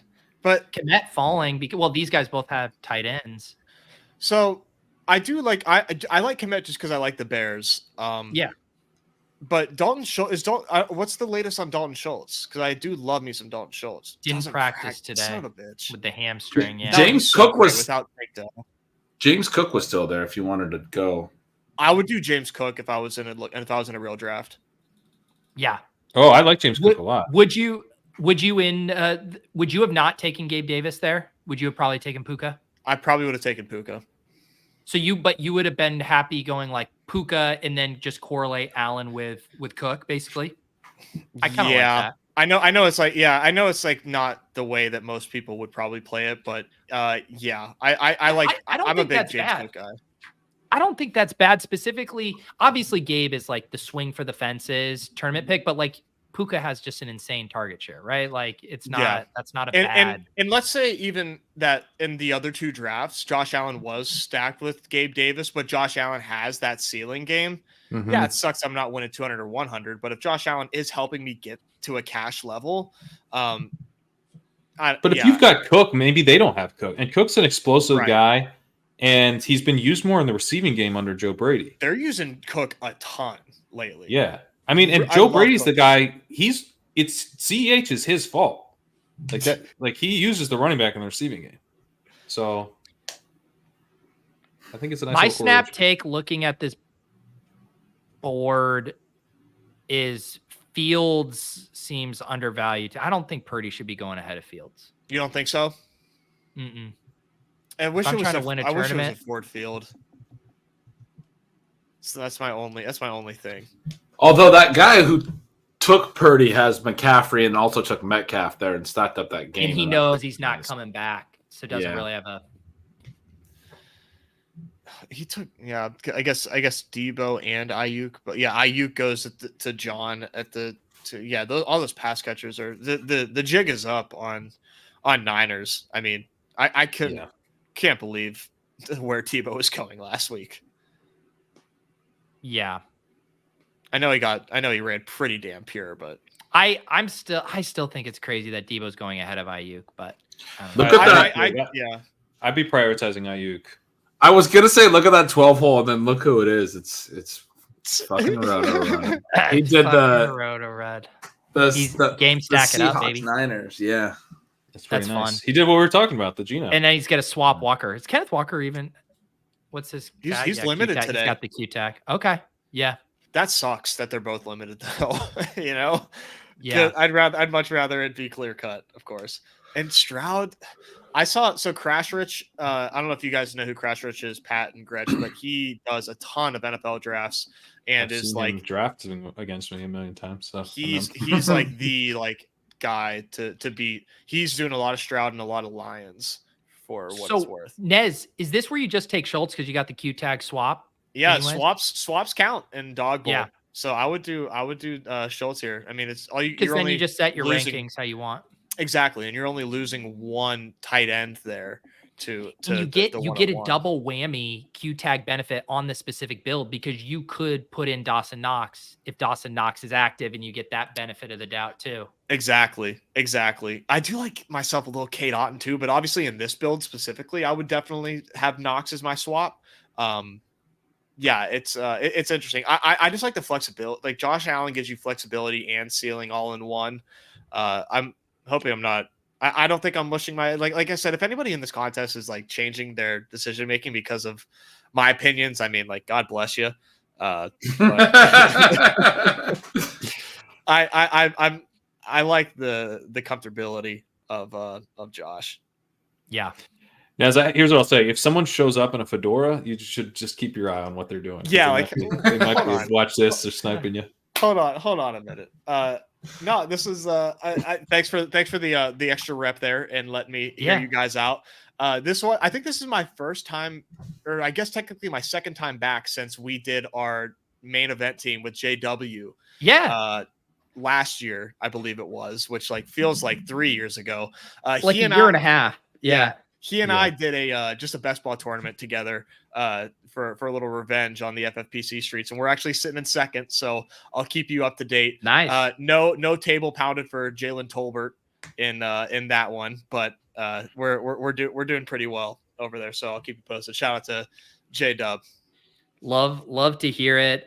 We got lots of people in the Deposit Kingdom and ship chasing community to be rooting for this weekend. So it's gonna be super fun to track. We'll all be down there. We'll be tweeting about it and getting some content up, shows and stuff like that. So if you want to sweat along, and we'll probably try to pass along as many updates as we can here. But Nez, I'll see you tomorrow in Miami, man. Yeah, I guess we got a show tomorrow. If that's we're gonna try to do a show live from the Underdog house. We'll see if we can get that rolling. Yeah, fingers crossed that works out well. But appreciate you guys having me on. Pete, I'll see you in Miami. Best of luck to everybody else. Good luck, man. Yeah, best of luck to you. Nez. Thanks, guys. I appreciate it. Man, I'm stoked for those guys to any of us can hop in a tournament, where there's a $200,000 top prize, but to only compete against 35 other people for a $200,000 top prize is that's pretty cool. Nice feeling. We were talking about the fedoras, and I realized who I was visualizing. Yeah, let's get back to the important topic. The guy from Dexter. Remember the yes. That's what I'm visualizing. Angel is Angel Batista, yeah. Yeah. That's the guy that's the fedora. And that's show set in Miami. Yeah, for sure. My guess is 100%. My guess is that Nez's hesitation for this whole idea is because I think this is what he had in his head when I was saying that. I'm pretty sure he was worried. This is how he was going to look. No, where's Jaylen Warren going? Wait, we have his receiving, but God, we need his stats for other stuff. That's totally hilarious. Oh man, I saw. There's gonna be a breakdown of the Dawg Bowl after. They're gonna be going. What the fuck was going on with Nez's hat? He's just like grumbling and like, I thought I was gonna be a hitman. They told me I was gonna be Miami Nez, and everyone was just laughing at me. Oh man. I was gonna say I saw Cooter Doodle got an ornament of the sketch, the zip lining Yes, sketch. I saw that. Yeah, awesome. So good. How am I gonna explain that to my child? Speaking of that, we set up our Christmas tree over the weekend. My parents were in town and we're pulling out our old ornaments. And I have this Le'Veon Bell, apropos to the Steelers playing tonight, Le'Veon Bell in a Steelers jersey ornament that I had gotten for a man's bit, like way back in the day. And I went to hang it up and Lauren's like, no. Like she finally put her foot down. She's like, I've allowed you to do this, but now we have like ornaments with photos of our child on it. And like Le'Veon Bell is not going on the tree. So for the very first year in like 5 years, Le'Veon's not making it on. We did a Christmas tree for the first year, and Britt did she baked oranges with cloves and stuff and strung those around. So really we don't have any ornaments because it's our first year doing it. Oh, so. I thought that was Jaylen Warren. It was me too per se. Did he get so it's just like nice and clean looking. It's a pretty sweet tree. I mean, we did like bells and stuff, but no no true ornaments. There you go. We had to get rid of. This is our first year without ornaments because it's our first year with our cat in the house, and she was having fun ripping the ornaments off the tree. So the ornaments had to come down. We just have lights this year. She's climbing the tree. She's trying to eat the tree. She's all over the place. It's so funny you say that, Gretch, because obviously with April now walking, we're like, all right, so like all the ornaments have to be, 2/3 up the tree. So like I assemble what I think is like the line, right away. She walks over and just grabs one right off. I was like, all right, so it's about here. And then I literally just had her raise her arm up top and I was like, okay, they all have to go above here. And then she's really smart. I had this conversation with her and she's sitting there and she wants to touch the tree. And I just explained to her, I was like, April, we're not touching it. We can say it's pretty. It's a really pretty thing. And she now doesn't touch it, but she'll go over and she will pout and she will whine and stare at the tree. And just like, she'll cry and she knows she can't. She's not going to do it, but she is protesting. I just want to grab her. That's adorable. That's amazing. That's great. I just want to go to the chat real quick. Tyler said, Pat, can I send you an ornament? And I just want to be very clear. No, you cannot. Don't. Tyler, whatever you have in mind, it's not welcome. Yeah. So did you guys see that Warren catch? Yeah. Did we need like about 12 receiving yards, I want to say? I think we got 10 there. Yeah, we need him to get to 31.5. He's at 27 right now. Oh, he only got 7 there. Okay. I'm already worried about the Najee's been chugging along here. He got oh yeah. You're right. We only have 8 yards to spare on him. Yeah, it's not great. I missed It it. actually makes a lot of sense they would come out and try to establish, but Before. before the inevitable. Gretch, are you ringing the late night bell? No bell tonight. No bell, no drinking. I'm doing a clean night. I'm not doing a on the clean night sauce. too. That's why I'm crankier than usual. I need to be drunk, and I can enjoy myself. I'm I gonna normally bring love- the What's Indian that? food leftover. I'm gonna bring. I haven't eaten today. I'm Yeah. doing. I'm gonna eat the shit out of some leftovers as soon as this is over. I love listening to your appearance on the Take Cast where Davis is trying to get you to make like Indian food. It was like so offended that you wouldn't make the one Indian food dish that he makes. Well, because I was like, butter chicken, I can't make that. He's like, Yeah. you absolutely can. It's like, you're probably right. It's literally called butter chicken. I could probably figure it out. Oh, Yeah, man. Davis really wants me to cook, but I did not. I will not. Speaking of cooking, Steph absolutely cooking some hot fire on our high stakes teams these days. Steph, we are rolling into the playoffs. Things are going good. We are. We're doing awesome. I mean, every one of our playoff teams had a win this week. Yeah. We had That's four pretty that. awesome. teams. That's Yeah. pretty Yeah. great. 4-0, and one of them was a pretty legit sweat. Yeah. Oh, yeah. I'm really glad I picked up Jacksonville defense because otherwise we would have lost that one. Oh, really? So who was the defense we had before? They got like 4 or 5 points, and we needed 2 points out of the defense. I think you just had the Saints Okay. This was because the we like them Jacksonville for the Bills, right? end. Uh-huh. Yeah. Let me pull it up.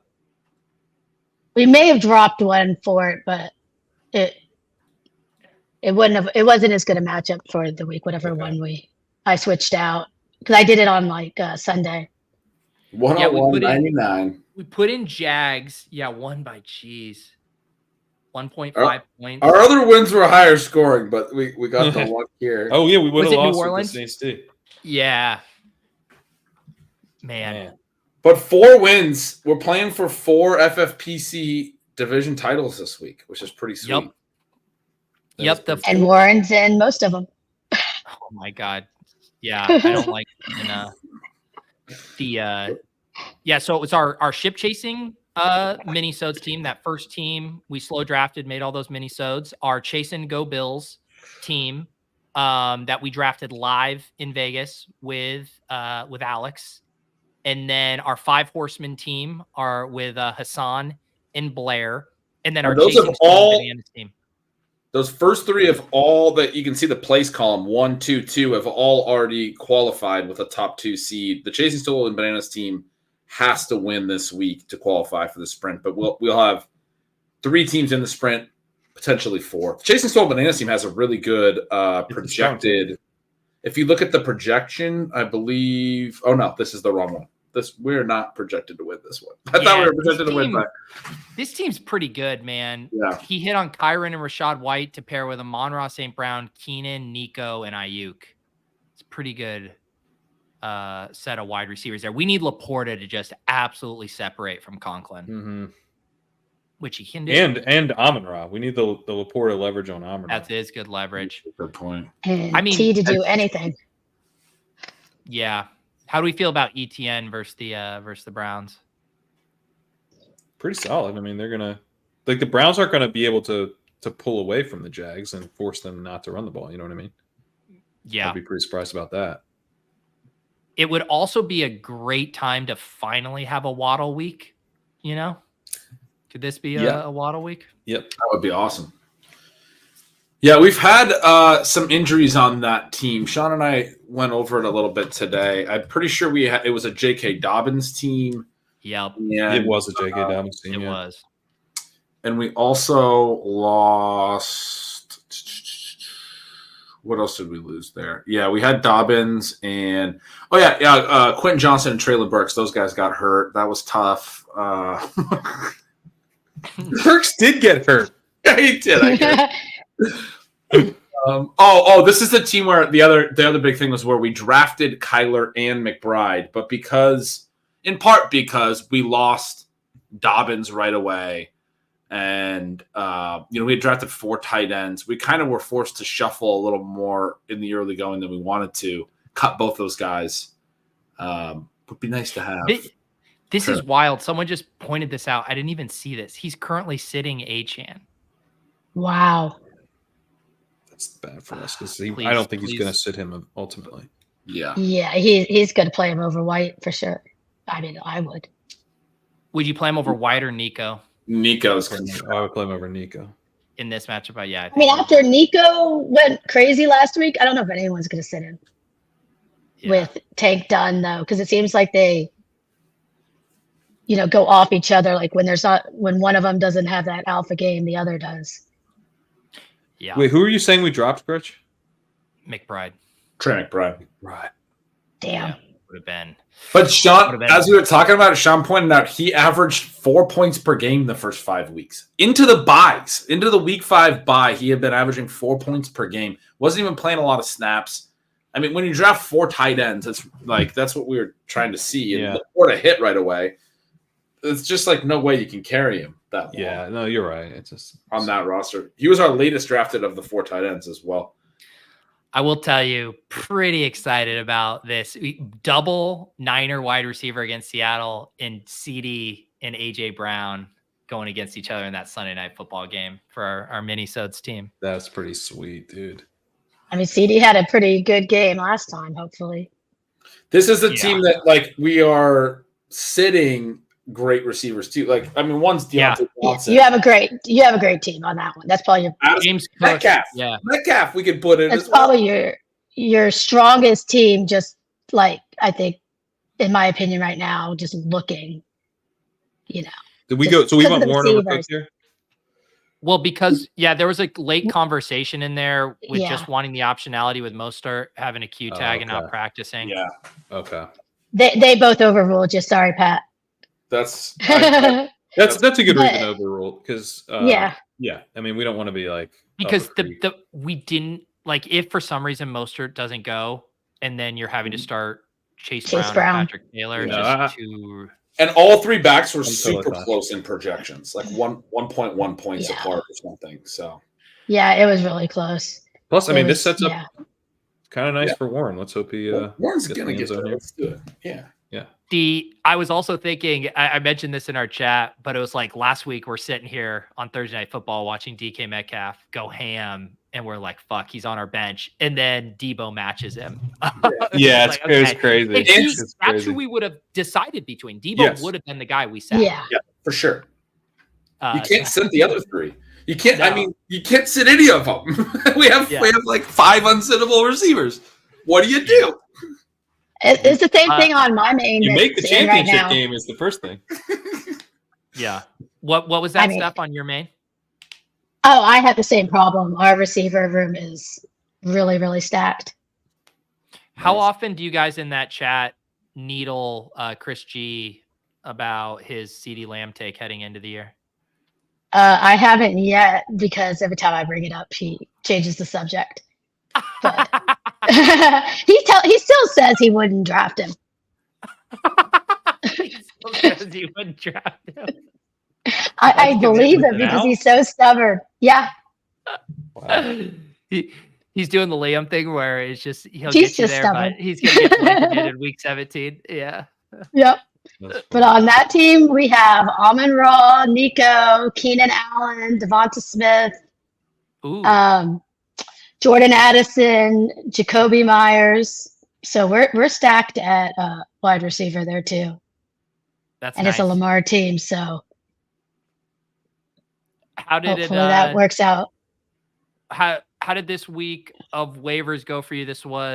We still got Saturday night is going to be kind of the last night to make any changes, and then we're locked for good. That would be it. Yep. Saturday, Sunday, different days for each I mean, we're pretty much done unless like something really happens. I mean, there's a couple that we maybe like, said, okay, we'll wait a second before we pick up one or two little things. But for the most part, we, have pretty much finalized, I think, what we're going to run with, and got to hope for the best that variance is in our corner and we get the right matchups and the right things hit at the right time. What were some of the stashes you did or that you liked the most as far as like getting things ready for the playoffs? I mean, we did a lot of, trying to get a couple defenses and a couple kickers to play matchups. We tried to get, a little bit of upside at some of the positions that we felt like if we needed. We probably most recent skill players we picked up was like Chase Brown and Dontavian Wicks on a couple teams. We got, Brown looked decent, and maybe he'll, like, I know Gretch wrote about, get a chance to like play more down the stretch, if they get out of, playoff contention and stuff, and see what they have in him. So. Yeah, getting that peek at Chase Brown right before waivers locked was really nice to get confirmation like that he is the handcuff there in what is a phenomenal role is pretty exciting. Yeah, because we had like Trayvon Williams on and off squads, the whole season, pretty much all the time. Yeah. As a rotational guy, but nobody was ever very excited about him. Like, it was like, yeah, he's a clear number 2, but he hasn't really shown anything. And as Steph just alluded to, I don't know if the Bengals will be out, but I kind of think with Mixon being a little bit more of a vet, they renegotiated his contract this past year. He's a cut candidate this offseason. He's got a little bit of dead money, but they would free up some cap. If they like Brown, they were talking about they got to pay dudes this offseason too. I think he's done. Like he's done. So don't you think if they lose the next couple of weeks, for example, no luck they will, but if they go to 6-8, that there's some chance by like week 15, week 16, I guess at that point, that maybe like they just turn it over to Brown, and say, let's see what he has. I mean, that would be. Yeah, they probably should do that. Teams don't tend to do that. Like they just play their best guys, and then they're like, "All right, see you next year." Best guy. All right, see you next year. I don't really know why, but yeah, Gretch, you were in the weeds too, looking at some defensive matchups. We got Colts in some spots. Were there any other defenses you were high on that you were trying to get? They were the one that they've been performing pretty well. I think it's 4 straight games with 4 sacks or more and double-digit points on FFPC. I basically was like, I like Ds that are scoring more than Ds that aren't scoring. It's not like I think it's going to be super predictive, but at least we've been getting some points from them. And then they have some good matchups coming up. They have they do. They have the Titans and some of these. I mean, it's all bad QBs. So it's at Cincinnati this week. We'll see with Browning, but then it's Pittsburgh, probably Trubisky at Atlanta, and then Vegas at home. It's basically all backup quarterbacks in the show. And domes. Yeah, they'll be throwing. I mean, that's my big thing is the weather too. Getting things that could be in good matchups in case you have, it's December and you could have some big problems in some of these games for the playoffs. Sure. In our high stakes league with Leone on NFFC, we were debating between Devontae Parker and Dontavian Wicks. So it was nice to have that decision made for us tonight. Oh, I swapped it because I was like, y'all are not going to really do Parker. But then I was like, I better ask. And then he got inactive. Well, this will shock you, but Leone leaned Parker. I'm not shocked because I didn't think he was in the lineup last time I had looked at the team. So I was like, somebody moved him in.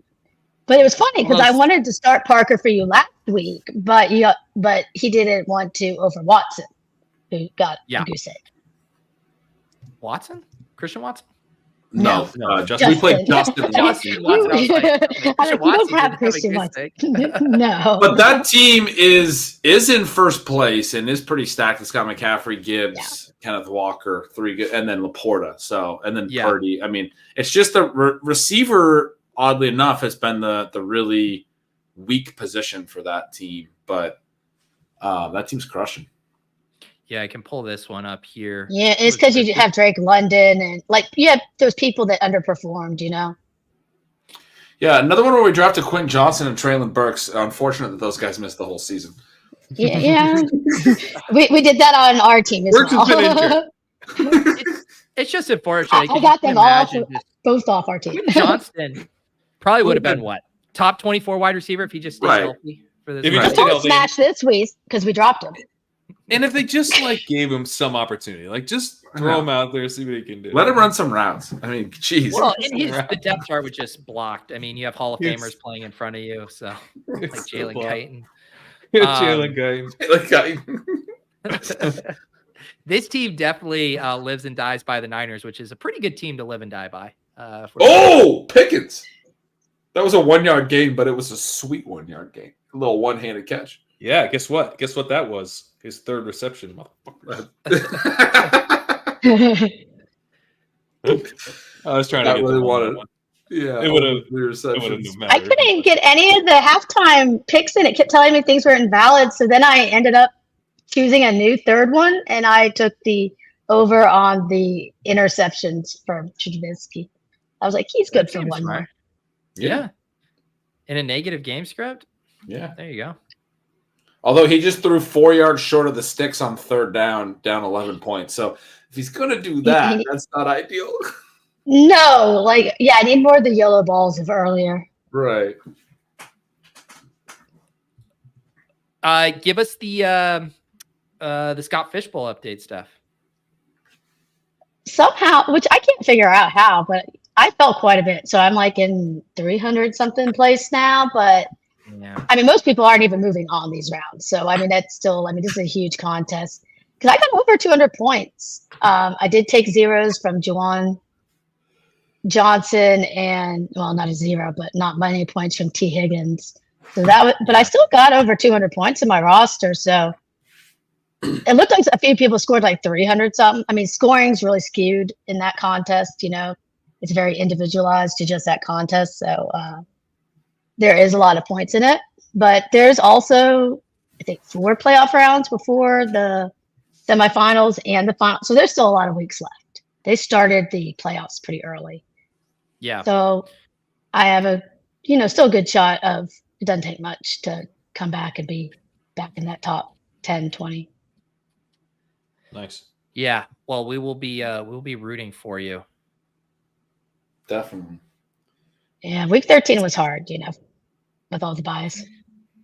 Yep. That's the thing about my similar version of that. We did an eliminator league with Fantasy Life, where each week the bottom team gets axed. And I loved my team in that. It was one where everyone was phoning in the late round picks and I'm grabbing Jaleel McLaughlin. And I was just I was proud of this team. And then I just had the one stinker week that just wiped it out, and it's it'll bounce back. It has Purdy on it and it has Chase and Keenan Allen and ETN and a 18-person league or whatever. I was I love this team so much. And then you have the one dud week and all the hopes and dreams go away. So you got to do the punishment this week for Twitter. I did. I recorded it, which is I had to explain to my mom how my team failed me. And she coincidentally was out here this last weekend. So I sat on the couch and filmed that. It was very funny too, because at the very end of the video, I mean, you guys will see it in the clip when it gets published. She's like, it's all right. It sounds like you have a good team. You'll do better next week. I was like, Mom, the whole point is I'm eliminated. There is no. My mom does that too. When I get mad about something, if I'm watching football and I'm over at their house, she's like, it's okay. They might get the touchdown next time. I go, Mom, how many touchdowns do you think there are a game? I'm I needed this one. But she'll text me she knew I had Kelsey on the team. Oh, happy. She Look at goes, Zeke not doing very running good. down. That linebacker. Zeke's got linebacker speed for sure. Oh boy. Steph, as a Cowboys fan, so good. are you feeling nostalgic just getting to watch vintage Zeke tonight? I'm just like dreading that. I was like, if he does too good, I'm never going to hear the end from Cowboys fans if we should have never let him go. Because there's like so many old school guys Yeah, I that don't are think like, you're gonna hear that. but I'm like, I don't know Did how he many not go touches to he's the got, pool? but it's a lot, and I just don't think he's gotten that many points. So I'm still now just he's not after doing you much with them. explained to me last week the mentality of a Cowboys fan that's not happy with Dak Prescott and not able to enjoy the season. I've been thinking about that a lot lately and just how perverted fandom is. I put it on my Facebook. I was like, where are all the Dak hit? And like, not a single person responded. Wow. Like, Dak's having an incredible and season. And they never shut up usually. Like, they're always like people yapping about his interceptions.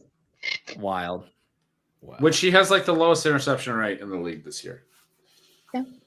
But last year that was the whole narrative last year, right? And people just they cling to things. But there were so many that were off the finger, like they were not his fault too. I mean, I'm not saying he didn't have some bad, but there was some luck, and I was like, oh my God. Like, that's just ridiculous. And I mean, look at Josh Allen, who everybody, says is a great quarterback, and he throws a lot. Trubisky is bad. I mean, he's like Zach Wilson bad right now. It's but I played him all the time in DFS that one year. He's so bad that he is making Bailey Zappi look like Brock Purdy tonight. Right. Like, I'm just like, just plug this guy in Shanahan's system, and they're taking him to the Super Bowl. Oh man. So is he as bad as Zach Wilson? He looked like it on that Zach last Wilson's play. worse than Trubisky, I think. Yeah, Trubisky did have a nice TD to Deontay earlier that Zach Wilson, there's just no highs with Zach Wilson. It's so bad. At least Trubisky's a little mobile. Zach Wilson's highs are like him whipping it out of bounds, and you're like, damn, he's got a good arm. Oh, also Trubisky runs well. Zach That's- Wilson doesn't come up through the That middle is of the true. pocket like that. He rounds out to the sideline. He rounds out to the pushes side. out. He does these loops. He's got this patented sort of half C shape that he takes to the sideline, and then that's what I'm talking about. And then he throws it, and you're like, damn, that's a bomb, but it goes comes 40 yards out of the sideline. You're like, Dude, wow, how man. bad does Tomlin want to kick the field goal here to make it a one-score game? He wants to so bad. I think he's going to.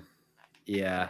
I hope he doesn't. I could see he was chewing on it, and he's just I mean, the quarter break, someone's going to be able to get into his ear and say, look, we really got to go for this. I mean, I know you want to kick it, but you have to go for this. time to bust out the Trubisky tush push. It's what we all deserve right now. Or we could let Warren have a shot.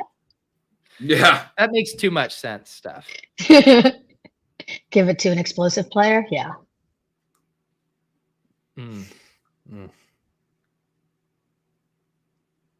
So, when are you guys going? Oh, good. Oh no, I was just gonna say, when are you flying out to Miami, Pete? Tomorrow, early afternoon. Oh, okay. Yep. Yeah, it should be a good time. Got a bunch of the Deposit Kingdom going to be down there. I know Josh and Hayden are going to be down there. Bit of the Underdog crew. Nice. I just booked some travel to tell people about your New plans. Orleans. Yeah. Well, just going down to New Orleans for the Sugar Bowl. New Awesome. Year's and That'll be fun. January 1st Sugar Bowl. That'll be fun. Did you already I've had get some your good times there. tickets to the game? Yeah, New Orleans is awesome. Tickets secured, yes. My wife decided last minute she wanted to go, so I'm flying through Atlanta to meet up with a buddy who I went to college with, and we're driving down from Atlanta, which I'm gonna rip playoff best ball in the car through the state where it's legal. Oh, there you go. Now we're Nice. talking. It's not legal in Louisiana, but I'm gonna rip it from Atlanta to Louisiana, and then she's gonna fly down directly to New Orleans on New Year's Eve while I'm watching. It's week 17, Sunday. That Sunday. Yeah. Oh, yeah, wow. yeah. So I'm gonna Doing that in New Orleans. I'm gonna find a sports book, I think, if they have them, or a sports bar at least, and sit and watch all. Because I don't got to write signals the next day. It's week 17, but I'm gonna watch all the games down there and Hopefully we're in the top 10 of the FFPC, and we're sitting there talking about or the NFC, one or the other. How did you get that sweat. Whew. Yeah, the sweat's gonna be. Hopefully, we have a live one. That's all we can ask. It's for. New Year's Eve. Regardless, that sweat's gonna be a party. New Orleans is gonna be nuts. How did you get it's gonna be like insane, dude. Have you been there for like Mardi Gras and stuff?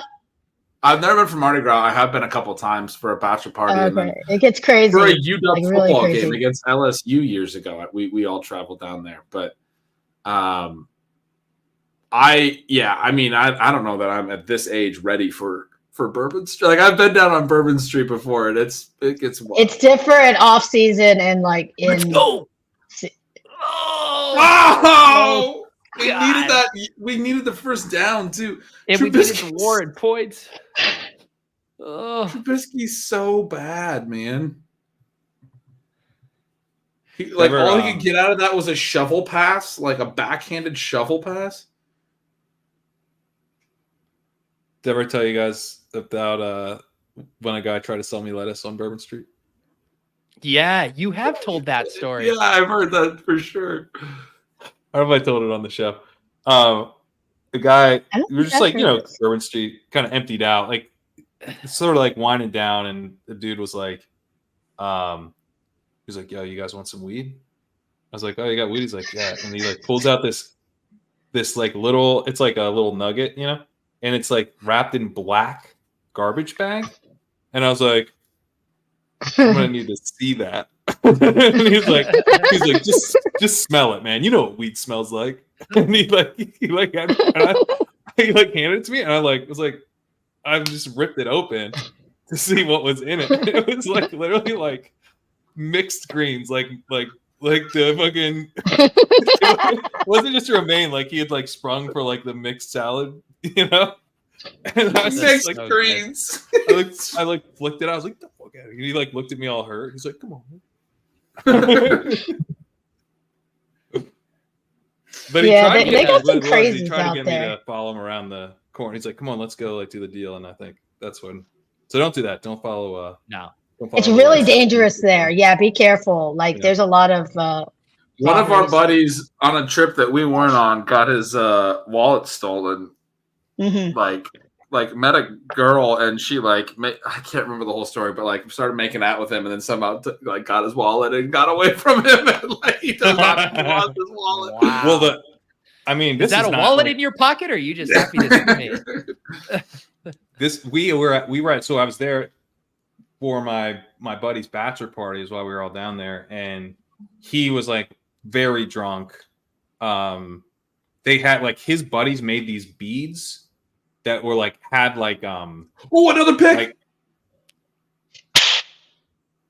Incomplete. They had these icebreaker beads that you were supposed to hand to someone, and it said it was a do something thing, and then you're supposed to get and it was we're in fucking New Orleans. What are you doing? No one wants to do this. So if my buddy he took all the beads, we put them around his neck. And he went up on stage where all these girls were dancing. And he took all the beads off, which at this point is like almost a weapon. They get heavy. It's heavy. And he chucked them into the crowd. Jesus. And we're just like, yes, we don't have to hand these beads out. But then the shot girls were coming around and feeding him shots. He did not need any more alcohol. They would feed him shots, and then they'd turn to all of us and be like, pay us money. So we had to surround him and keep all that. And I was negotiating, I will take 2 shots, but then you have to leave. You can't. Sounds like a bad negotiation. I know it wasn't. They just blocked the punt, you guys. So Steelers are now taking over. Wow. Great field position. I ended up riding in a parade when I went. I made friends with firefighters, and I bet you did. Yeah. I did, actually. I got so drunk, they gave me a shot of vitamin, B12 for the next day. We were at Mardi Gras in the firehouse, and it made you perk up out of it like that. And yep, we rode around in the parade, and I threw everybody beads, and it was pretty wild. I don't remember much more. We need, so Warren is at 29 receiving yards. We have him at 31.5. Okay. And then Najee now is 1 carry away from going over his lower. Do we have the other stuff? Everything is live here. Let me pull it up. But the Najee one is getting very close to the blade. How many? Ooh. Oh, we still. I'm surprised he's still under his pass yards. Yeah, Zeke is 20 off. We just need 1 Warren catch. It would not let me take Warren stuff. I don't know why. I tried it like 50 times. Ooh, Darnell Washington. Wow, that's a big boy. I was told he would jump over. We have a highlight for him. Yeah, we just jumping over people. We do. Gretch, how did you get your tickets for the game? Was it like an alumni thing or through a secondhand market? Or a bunch of my buddies have season tickets, so you can do it through season. You can do it through the season ticket. Like you can, if you have a ticket, you can order up to 4 for the game. That's so. Sweet. Yeah. And then so you'll be in like an official UW section kind of thing. Yep. Nice.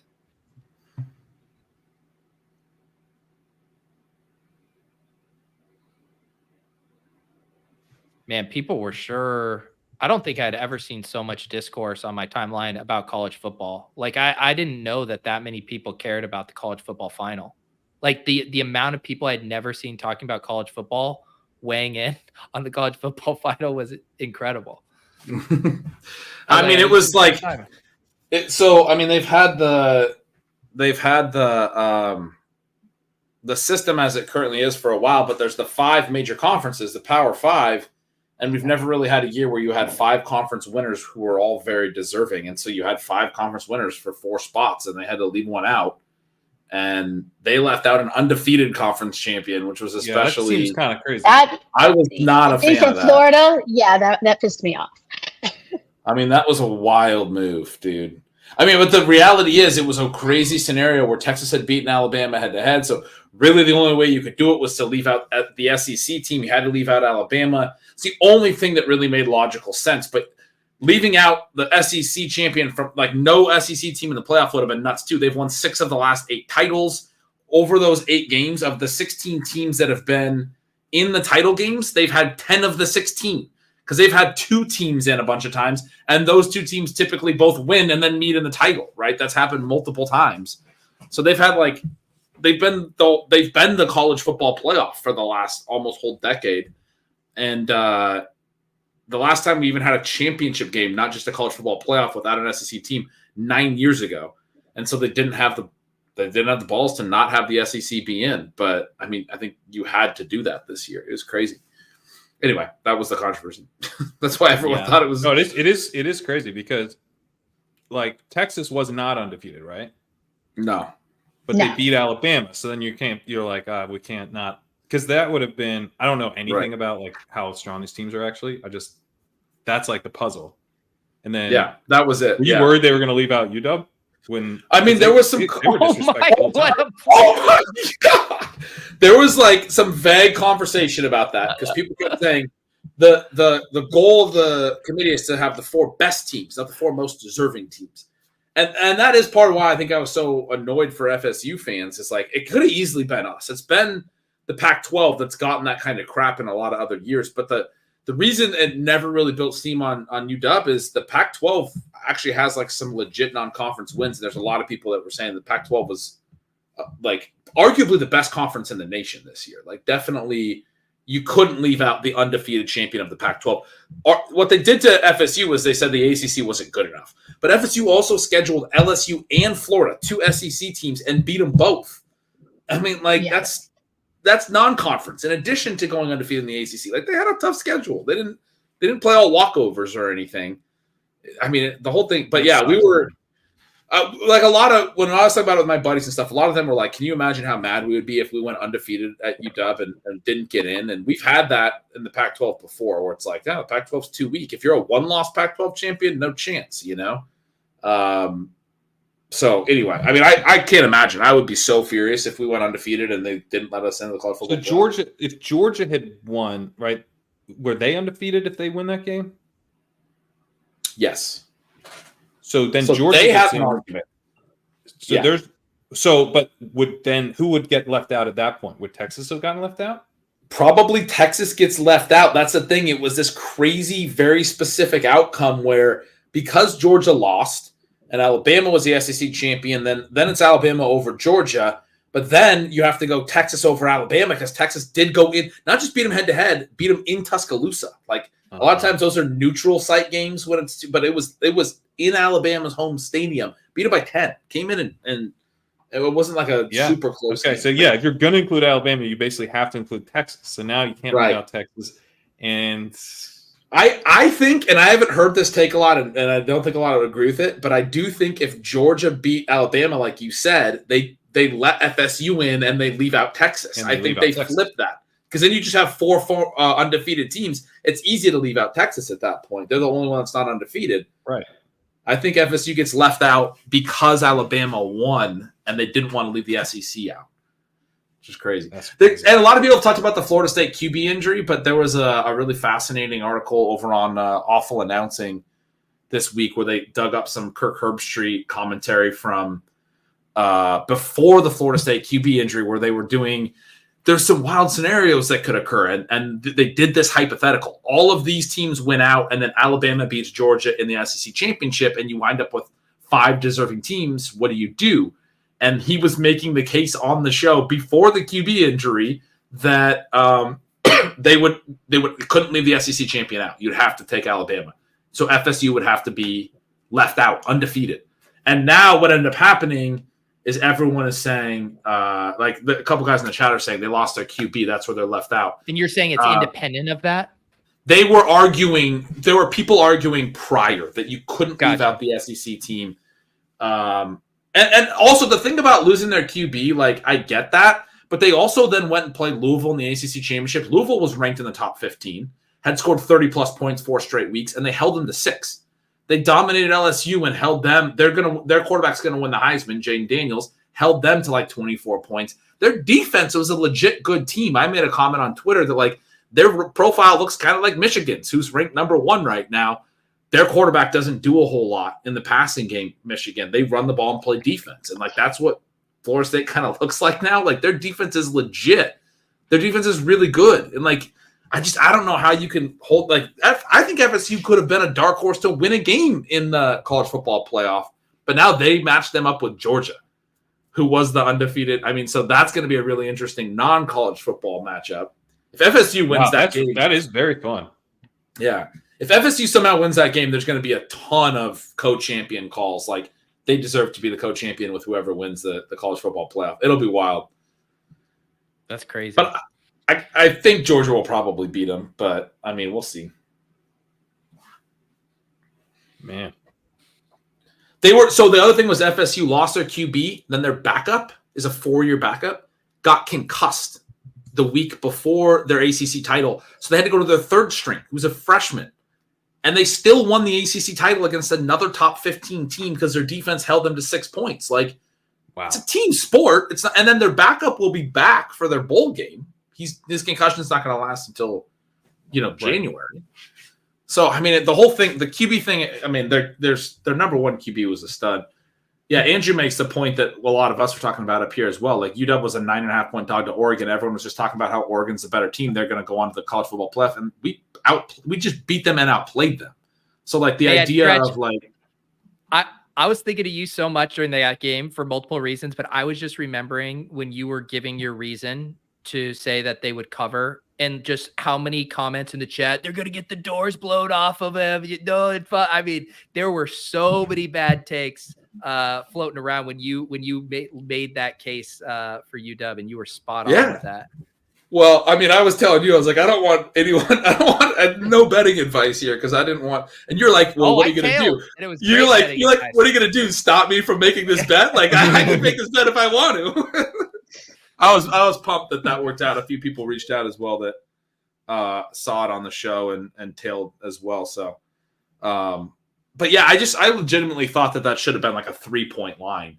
I understood Oregon being favored at that point because they had been playing a lot better recently. But like when you're talking about a 9.5, 10-point line, like that's just a misunderstanding of UW and Oregon and that rivalry and the strengths of those teams. Like it was just wrong. And so now UW's being similarly dogged going into the college football playoff. And I don't want to do it again, but I do think they're going to beat Texas. Like I'm really pumped. Like we didn't go to the college football playoff in 2016 when they were playing Alabama, when Alabama had Jalen Hurts and Calvin Ridley, and because we didn't think they were going to win. What's the line? Like we got 16 people in my crew going to New Orleans for this game. Like we're going to win. They're 4.5-point dogs. They're 4.5-point dogs. Yeah. Are you gonna get action down or just leave the emotional stake? That was like one of our buddies was in Vegas for the Pac-12 championship. Few of the other buddies called in bets. I decided not to because I felt like emotionally I had enough riding on it. But I kind of do want to get some action down because I think it's another one that I want to bet on. But I think it's a bad line. So anyway, we'll see. It's an expensive trip. The points. That's a tricky thing, but yeah, because like winning the bet but losing would be a tough one. Right. That's why I think you just got to go money line. Like you can't. Yeah, you got to go money line. But that would just be a hedge to take the points, and then it's like, oh well, I still won some money, but like, what's the over under? No, I bet it's high. I haven't seen that. Well, you know what it is, Gretch? Like imagine winning, and then everyone's like, "Oh, dude, that's sick! You took the money line." You're like, "No, I got the points." That's brutal. I can't believe the Steelers are almost back in this game. I truly cannot. We're gonna go to overtime. God, this might be. I can't believe how many points are on the board. They're getting the ball back down 3. Like they're very much in it. 63.5 is the over/under. It's going to be high scoring. So I don't know enough about Texas to really have a strong take on that. I knew enough about Oregon. I knew Oregon. I haven't seen a ton of Texas. I watched like the second half of their game against Alabama, and I think the one against Oklahoma that they lost. But my understanding is the QB's really is good, and some of their close wins, because they've had some close wins too, came when their QB was banged up. But that he's not necessarily super accurate was one of the things I saw, and I was like, okay, well, I like that. Like accuracy is pretty important. Maybe he'll throw a pick or two. That'd be great. And then their defense has like some really good D linemen, like 2 really good defensive tackles. They're great against the run, but suspect against the pass. We are we want to be a vertical air raid passing team. So that's like perfect. Like we don't want to have to run the ball. We run the ball when teams do the cover 2 shell and drop back into coverage. Then we run. And that's been a big part of our second half of these close wins is we've been able to run the ball a little bit, but we don't want to do that. We were like the first half of the year, we were blowing the doors off of teams because we were able to just throw to some good receivers. We're going to have a first-round receiver, Roman Dunze, and then probably another day 2 receiver potentially, Jalen McMillan. I don't know. Maybe he'll be day 3. I don't really know where he's at right now. He missed most of this year to injury, but he was really good last year. Was I seeing some stuff? This is going to be just another loaded first round for wide receivers. Like I saw some mocks that had like 5, 6, 7 guys. I don't know if you looked at it a lot, Pat. I know that Adunze has been mocked in the top 10 at times. Yeah. Marvin Harrison Jr. is the top 3 with the 2 quarterbacks is basically what everyone's saying. And then there's the who's the kid from is it LSU? Who's the other one that I can't think of right now? Neighbors. I think it's Neighbors. Isn't it Neighbors with a B? Is it Neighbors? And Adunze are the top 3. Adunze, it's Neighbors. Adunze is a 4-year guy, so Pat's going to be telling us in the offseason why he's not actually good. I was saying, Pat, Adunze, the UW guy, is a 4-year guy. He stayed for his senior year, so you'll be telling us in the offseason that he's not actually good. Yeah, because you know what? I didn't hear about it until this year, did I? Don't break out your senior year. Or otherwise, I won't like it if you do. I'm going to be real biased on him. I can already tell you. Because I think he's legit. Like, I think he's actually really good. We'll see how the models and everything and how you like him when you dig into him. But he was good last year, too. How do you spell his last name? Odunze. Gretch, I literally have only watched a half of UW football, so feel free to immediately shoot this down. But the comp, when I watched him, I got like Alshon Jeffrey vibes. How would you comp him? That's great. Stylistically? Okay. That's a great call. Yeah, no, that makes perfect sense.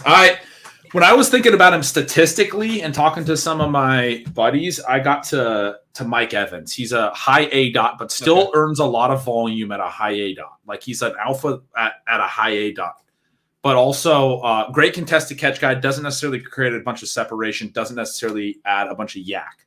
Very physical, not necessarily the fastest guy on the field. So I was like, statistically, it's like Mike Evans. He's probably not as physical as Mike Evans. I actually saw a comp on the timeline during that game that he's like a bigger Chris Olave was the comment, and it was because of his route running. He's like really smooth in his routes, and he's like very deliberate with where he wants to go. And I was like, that's a good take too, because like he's not as like physical as Evans in the way that Evans runs routes. He's more like smooth like that, but he's a big guy. He's had some really sick contested catches. His highlight film is definitely fun. And like I said, high A dot guy that still earns a lot of volume, like 7-8 targets every game, like minimum, right? Even though he's at like a 10+ A dot. So nice. Anyway, he's 3.04 yards per route run. That's pretty damn good. He's very good. Oh my goodness! Here we go. Another 4.5 yards. These contested catch guys can be really tough. Yeah, because you don't want a guy who's like. Because it can be a sign that you're not getting separation. But if you're a bigger dude and you're great at contested catches, that's nice. And he has a really high contested catch rate. Like the conversion of his contested catches. Yeah. But he has 17 contested targets, it looks like. If I'm reading this. Yeah. 24 contested targets and 17 contested catches. That's a lot of contested targets. Maybe not creating enough separation. Yeah, I'll dig it. I think it's most important on the deep stuff. I'm excited. He'll be a fun one to dig into because I feel like he will be. I'm excited. I've been like digging in a little bit, but I'm like, I wonder what Pat's going to say about it. So I'm excited for you to. These are some of the hardest guys. Like T. Higgins one was like, I very boom bust, but I like made myself draft some. Quentin Johnson I thought was very boom bust, but I was a little nervous about him. But you got to draft some because the ceiling's so high. So, but Quentin Johnson had in his game log a lot of games where he disappeared. And if you go look at Odunze's game log, like every week the guy is a key part of the offense. Like I'm looking at his low for the entire season is 64 yards. Right. And he's got 80 plus in every other game. Yeah. There's not like he doesn't disappear in any game. And we've played a tough schedule, but he's good. We've had some tough weather games played in the rain where like the other receivers disappeared and Odunze showed up. Like he's good. He's like having watched all the games, like he's very reliable as in the way that I like my fantasy receivers to be reliable. When I'm watching them, I'm like, this guy is going to catch some passes for me by the end of the game, I don't know how that translates to the NFL necessarily. A lot of guys are really good in college and it doesn't necessarily translate. So it's no, he'll be a fun one. I'm excited to check him out. I mean, he had a good year last year. He was 2.51 yards per route run last year and over 1,000 yards, over 1,100 yards, 7 touchdowns. So, do you think was the market share just not that great because they had the other dude? Yeah. They've thrown for a ton of yards the last couple of years. Okay. He'll be fun. Jalen McMillan, the other dude that missed most of this year, actually caught more passes last year than Odunze, even though Odunze had like 1,100 yards. We had like 2 1,100-yard guys. But those guys will disappear sometimes. Like, I won't go to bat for Jalen McMillan necessarily. Jalen Polk is the third dude.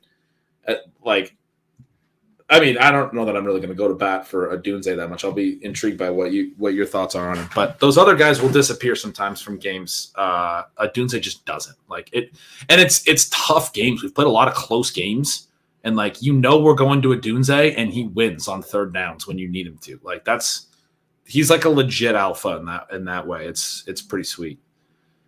That's pretty nice. Yeah.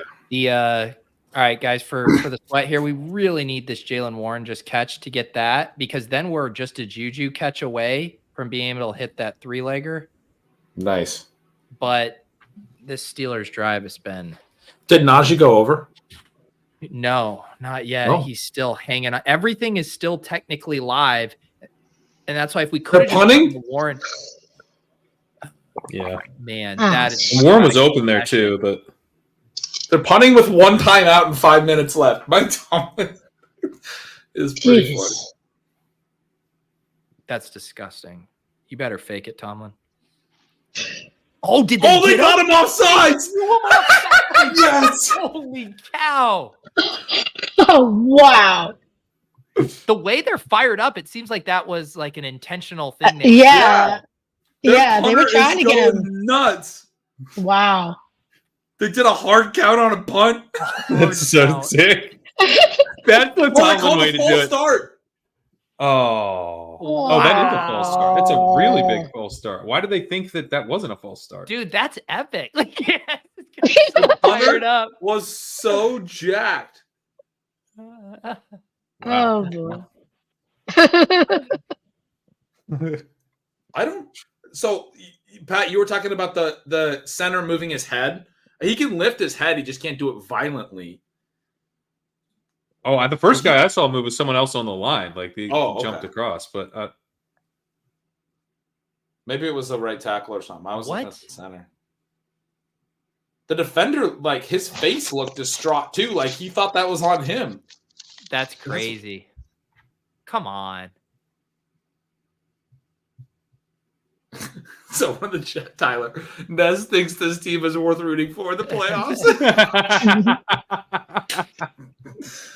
Their punter is stoked. When your selling point is they almost converted a hard count, drawing offsides on a punt. The thin Amazing. resume for the the playoff. punter had the same energy as Nez finding out he gets to spend a Saturday in the wild card round watching the Steelers. Amazing. Mm. At least the Cowboys are exciting. Zeke's receiving line is 7 for 72 and a TD. Insane. That's such a good receiving line. I'm so mad. I'm so Why doesn't bummed Jaylen because, Warren have that? The script, honestly, like we could have sucked out in a pretty fun way if we just get Jaylen Warren, and then you look at this, Zappy needs 30 yards, Juju needs 6 yards, Hunter Henry needs 10. Like that's like one little successful drive for them to get there. Well, because we need the Warren catching a field goal and then the Patriots driving down. That's what we need. Yep. That's what we And needed. God, I thought we were close there. Zeke's rushing yards got nowhere close. Sorry, Tyler, I missed these earlier. It is a fun time capsule less than 10 minutes into this game, and it's tearing us apart. Welcome to Jurassic Nez, that hat says. Oh, yes. That's great.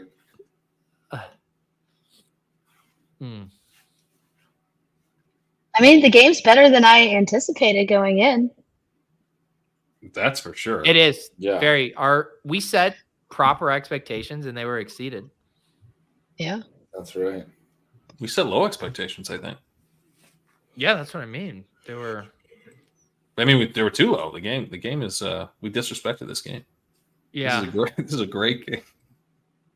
I will say the game very much did stall out after a couple of those Patriots drives. It did.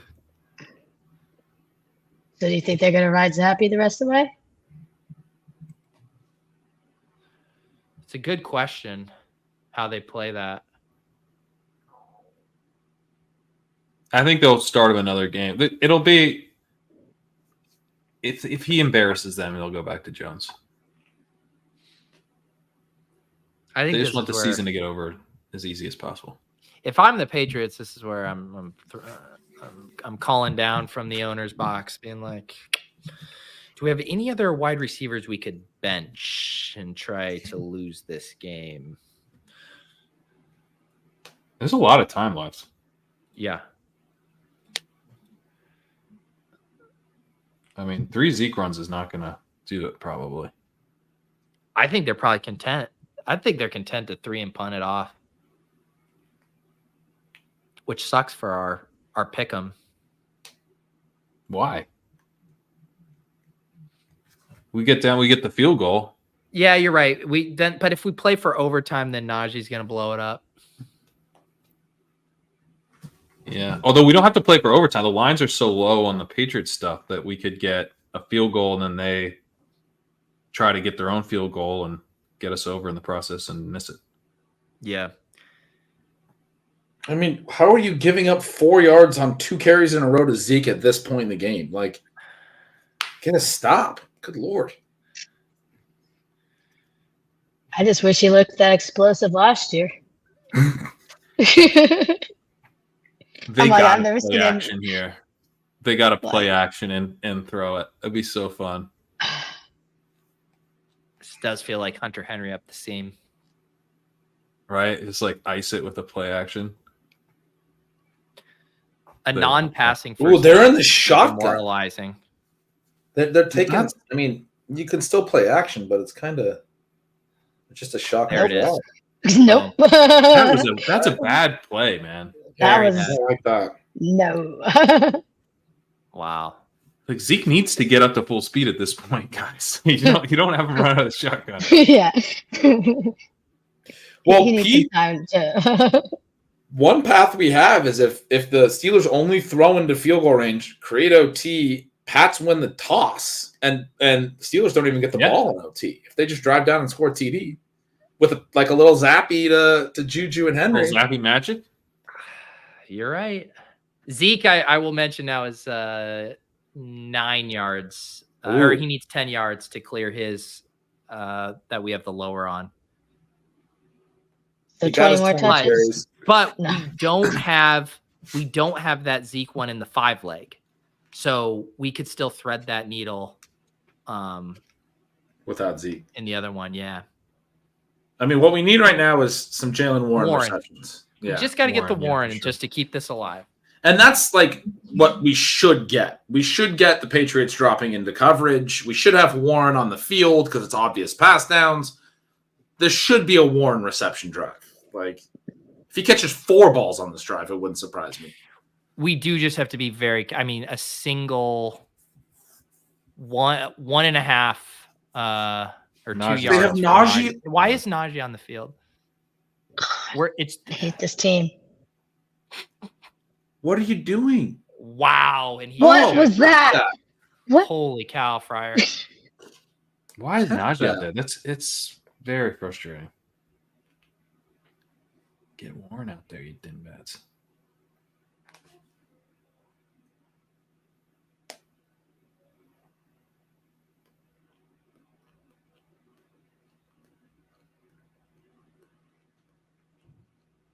At least, honestly, if you're going to do that shit, at least have both of them on the field. Yeah. And we're doing it again.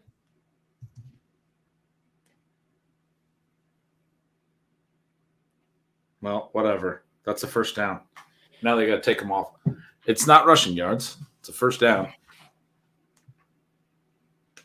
No, they're hurrying up and leaving Najee on. Good Lord. Who's tanking harder? Do they think they're taking though? No, they're 7 and 5. They're not tanking. Wow. Yeah. Bad throw. This would have been a great game to do some of the cardio unders, the Rager and the A-Rob. Yeah. For sure. They never feel good, but I looked at A-Rob's line when I was but it was like He's 6.5 actually had some or production something. recently. And I was like, know. and I was scared. I was like, That's that's like one catch. 14 yards, and you're like, That's what I was like, one catch, and you go over. Pat, you wanted to do the Pickens receptions, and I kept talking about because his ADOT's high, and like how that would relate to yards and all that stuff. He What's wound he up with a line of 5 catches for 19 yards. Wow. Under 4 yards of reception. As long as 7 on 5 catches. What? Oh, man. Can we just get Jaylen Warren on the field for a little hopium? It doesn't make any sense why Najee's in right now on these. Well, I guess no one's in. It's empty backfield. They're going 5 wide. They're going to motion in.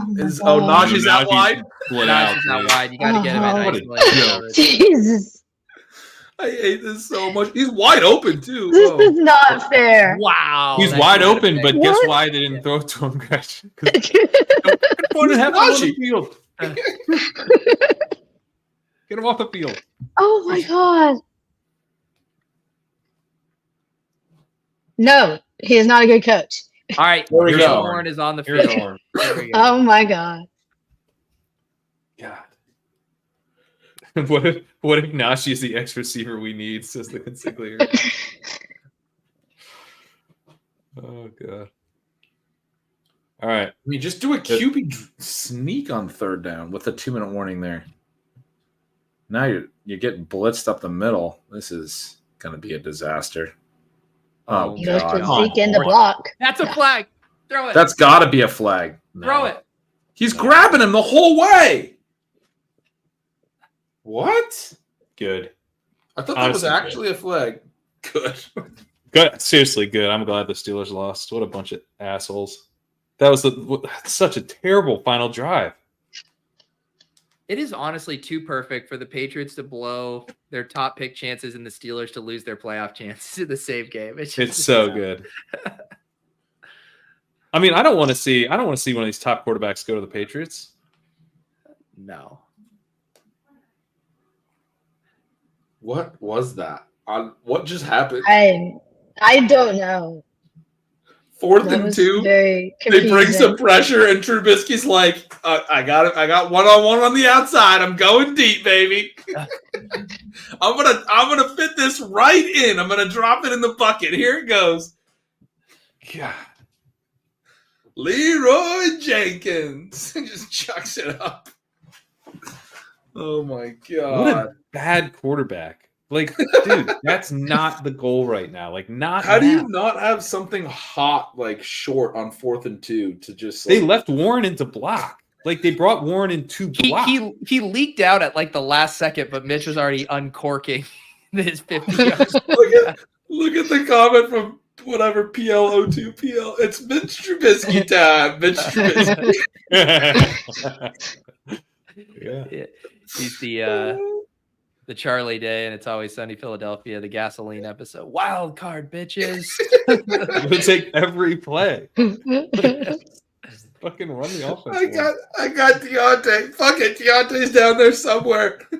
Throw it up. God. It would have been, you know what they always talk about having like situational QBs. It would have been really funny if they brought Mason Rudolph in for one play. Like, we just need you to check down. Like, we know Mitch will just need you in for one check down. It's actually, I mean, Rudolph can run a little bit too, so you're getting all the mobility you get with Trubisky. Trubisky just That was feeling bad. himself too much. I mean, in Trubisky's defense, he's like, you know, no one's gonna remember me if I just like kind of do the competent baseline thing. I might as well just fucking swing for the fences, baby. If I hit this Hail Mary on 4th and 2, I get retired. My jersey gets retired. So you're thinking that in like 20 years he's going to be in Pittsburgh and someone's like, "Hey, fuck you, Mitch, you made us miss the playoffs." Yeah. 2023. You'd be like, "Hey, you remember me though, don't you?" That's right. Oh man. Legacy. That's my legacy. Oh my god. Oh man. At least this game's not going to go to overtime. I need to go to bed. I really thought Mitch Trubisky had that one. As soon as he put it up, I had full confidence. It'd have been funny if he did the Nick Young thing where he's just like celebrating it the second he does it. If he did the punter, if he's Yeah. Oh God. That's just not the move, man. It's about what you win. Dude, when he- you win, Mitch Trubisky.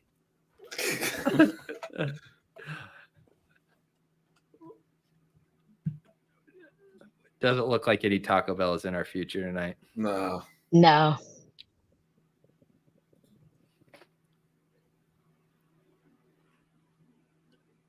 Mm. Okay, All right. this last 2 minutes are going really slow. Yeah, it's a bummer too because we're not getting any passes here. Maybe we'll get one on third down, but even that seems unlikely.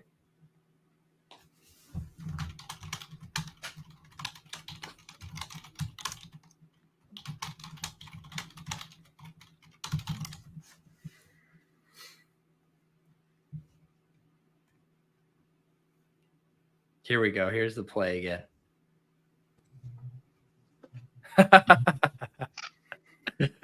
Yeah. No. We're not Oh gonna- my God. Oh Zeke's my God. breaking free. dude. Did he do that? Just end There's it. no way.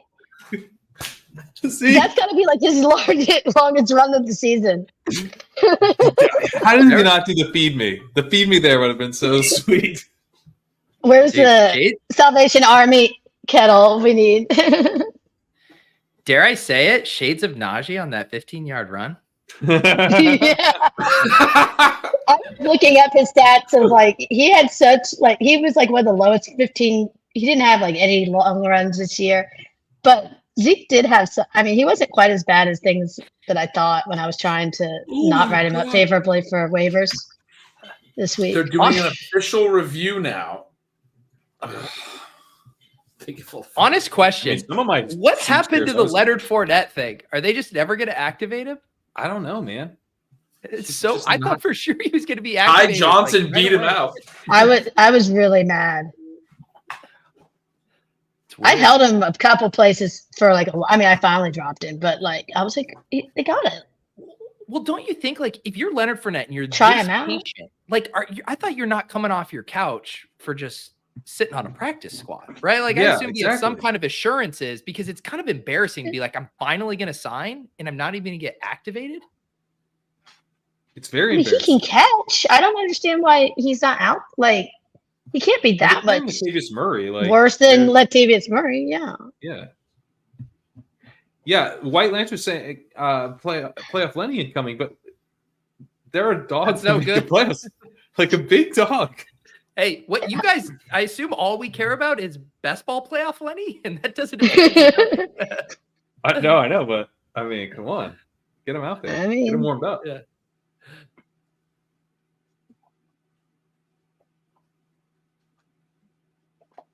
They're reviewing the spot. Can we just end this fucking game? Well, it was only second down, right? Yeah. And that's second and 13. Oh my God, he's short of the line of game. Yeah, so they can QB sneak it here and win. Yeah.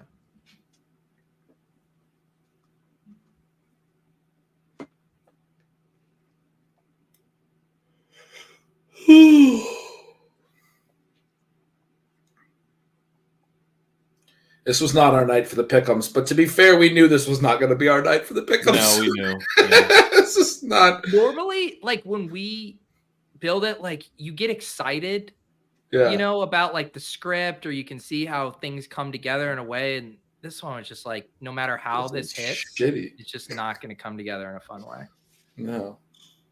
It is fun to see the Steelers lose this game in this fashion, though. Like just That to is- completely botch it, To and bail it. get punished. It is. I'm relieved too, because if Nez had to go on national television and look America in the eye, I'm just glad we saved him from that. I also like that this increases the likelihood that the Bills make the playoffs, which we Yeah, me too. should all want. Yeah. frankly. We should all want the Bills to make the playoffs. They're a Yeah. playoff team, For sure. right? We need I would Dalton also- I'd Kincaid, also right? take the Texans, but the Bills definitely. Yeah, the Texans would be sweet too. Texans will be sweet too. I mean, I don't think they're That's live something I to never make thought run, we'd but say. Texans in the wild card just sound very fun for fantasy. Yeah. I mean, they're. Let's see.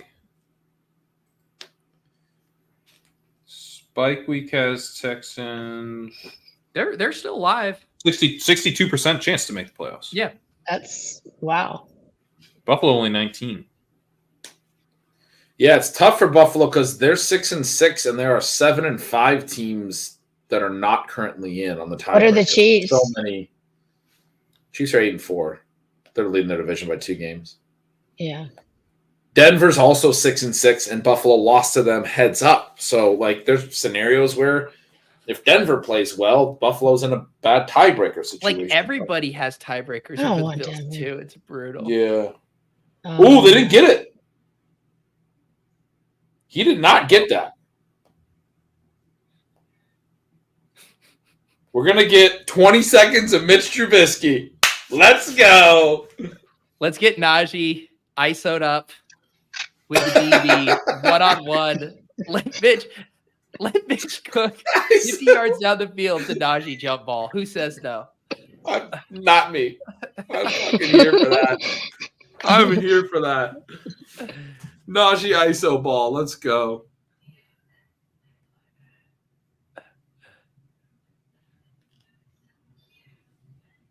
Dude, Bill, hit him with the hard count, bud. Little gamesmanship.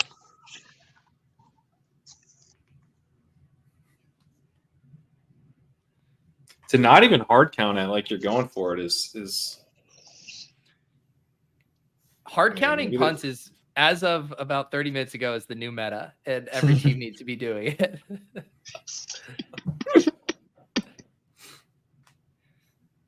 Tomlin gonna kneel Right at now. Edwards, he says. Right now across the country, there's 8th grade boys who Let's play get football another- that are punters in their living room practicing their hard count. Well, we need to get another punt block here. That would be nice.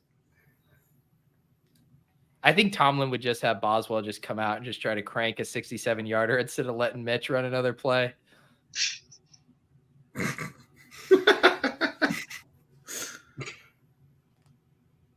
Oh, God, Steelers we are in like are Hail Mary, guys. So do you know how incredible this is going to be?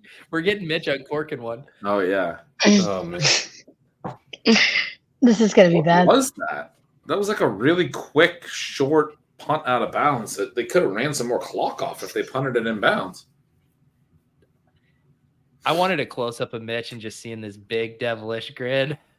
This is the moment I live for. Personally, I'm excited for him to check it down to Jaylen Warren over the middle for 2 yards. Yeah, I mean, Finally. this would be the great time to get the Warren check down when it's completely Yeah. useless to him. When it's Right. completely useless. We'll get the one leg of our. But what if he breaks off though, like the 60? We do need the fantasy points though for our. Yeah, I was Yeah, like, I'll fantasy take points are more good. points if he could. Of course, he's not. Oh, pitch it! Oh, Deontay gets out of bounds. Now, did Deontay kneel down there or did he slip? He had slipped. was neat. I think he caught it, kneeled down. It's almost like he That was- parked. Interesting play to throw to the middle of the field and then have him run to the sideline. Very terrible defense. You got to get another play like that to have any shot at a field goal. You need at least like 30 yards here. I can't do overtime in this game, guys. Yeah, I can't. I mean, the stream's Can't done do no it. matter what in about 30 seconds, guys. Oh, Oh, no. pitch it! Oh, No catch? You get it. He pitched that a it catch? forward. Yeah, it was. And then he pitched it forward oh. when he was Wow. already I've down. never sweated just not having to watch football that hard. Like, just don't make me watch this. I just want this to end. That's like, I've never wanted to go work on the walkthrough more. I know. It's true. Oh, man. Oh, God.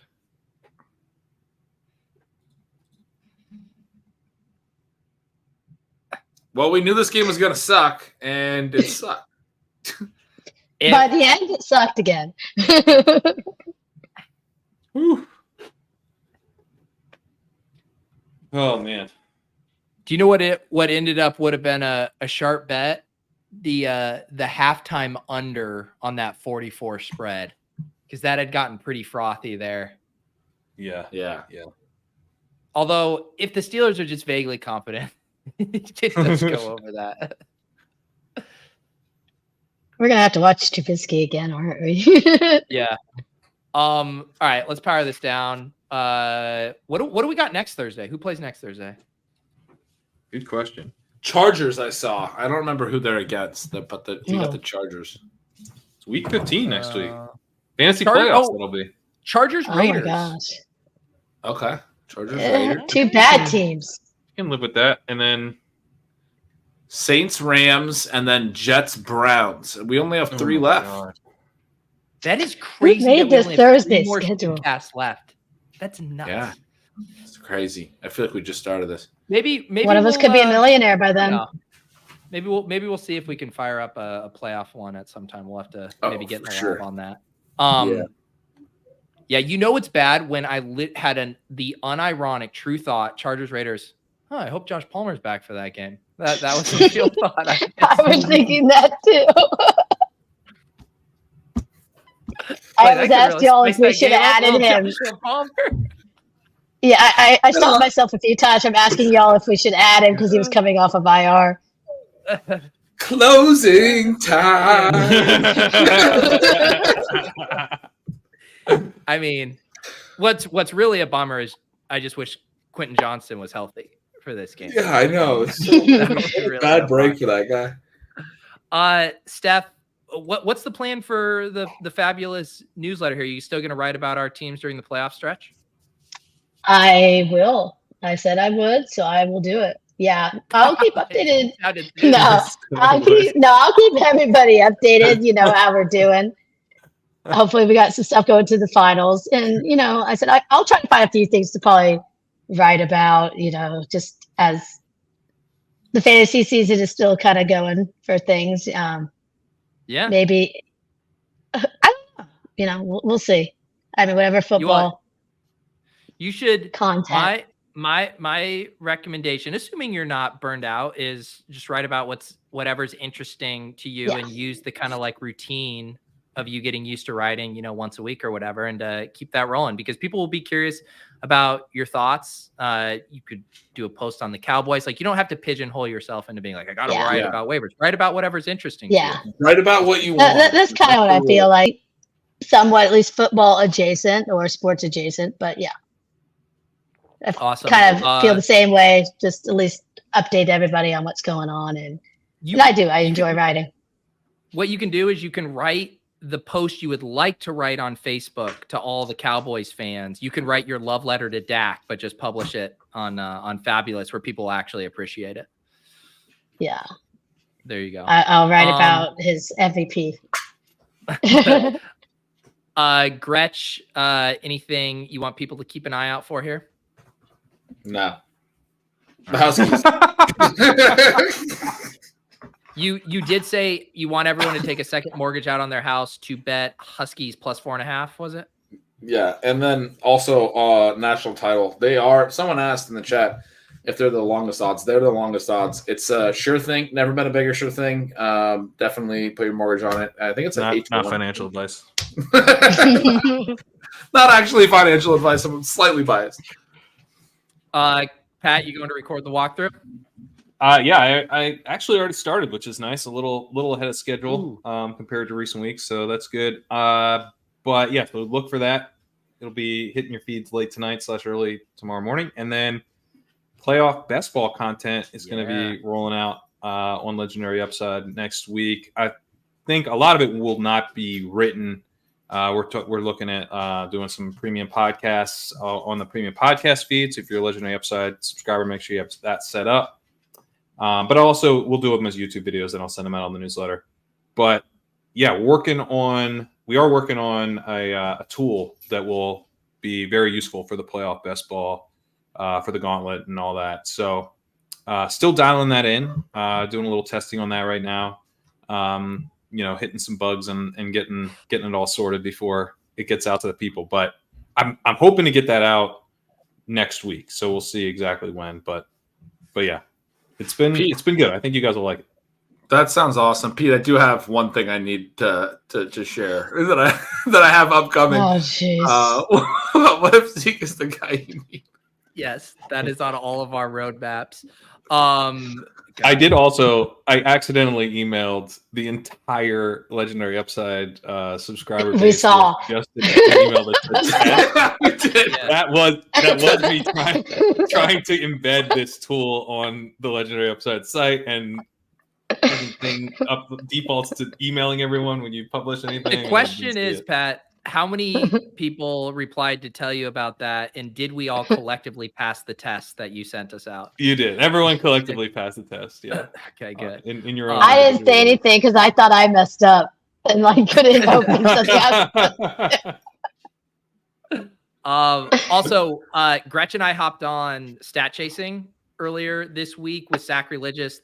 It was on Tuesday. I think a really good show. A lot of the stuff we talked about, fairly evergreen, applicable, even put an eye towards some playoff usage type stuff and guys to look ahead for. So check that out.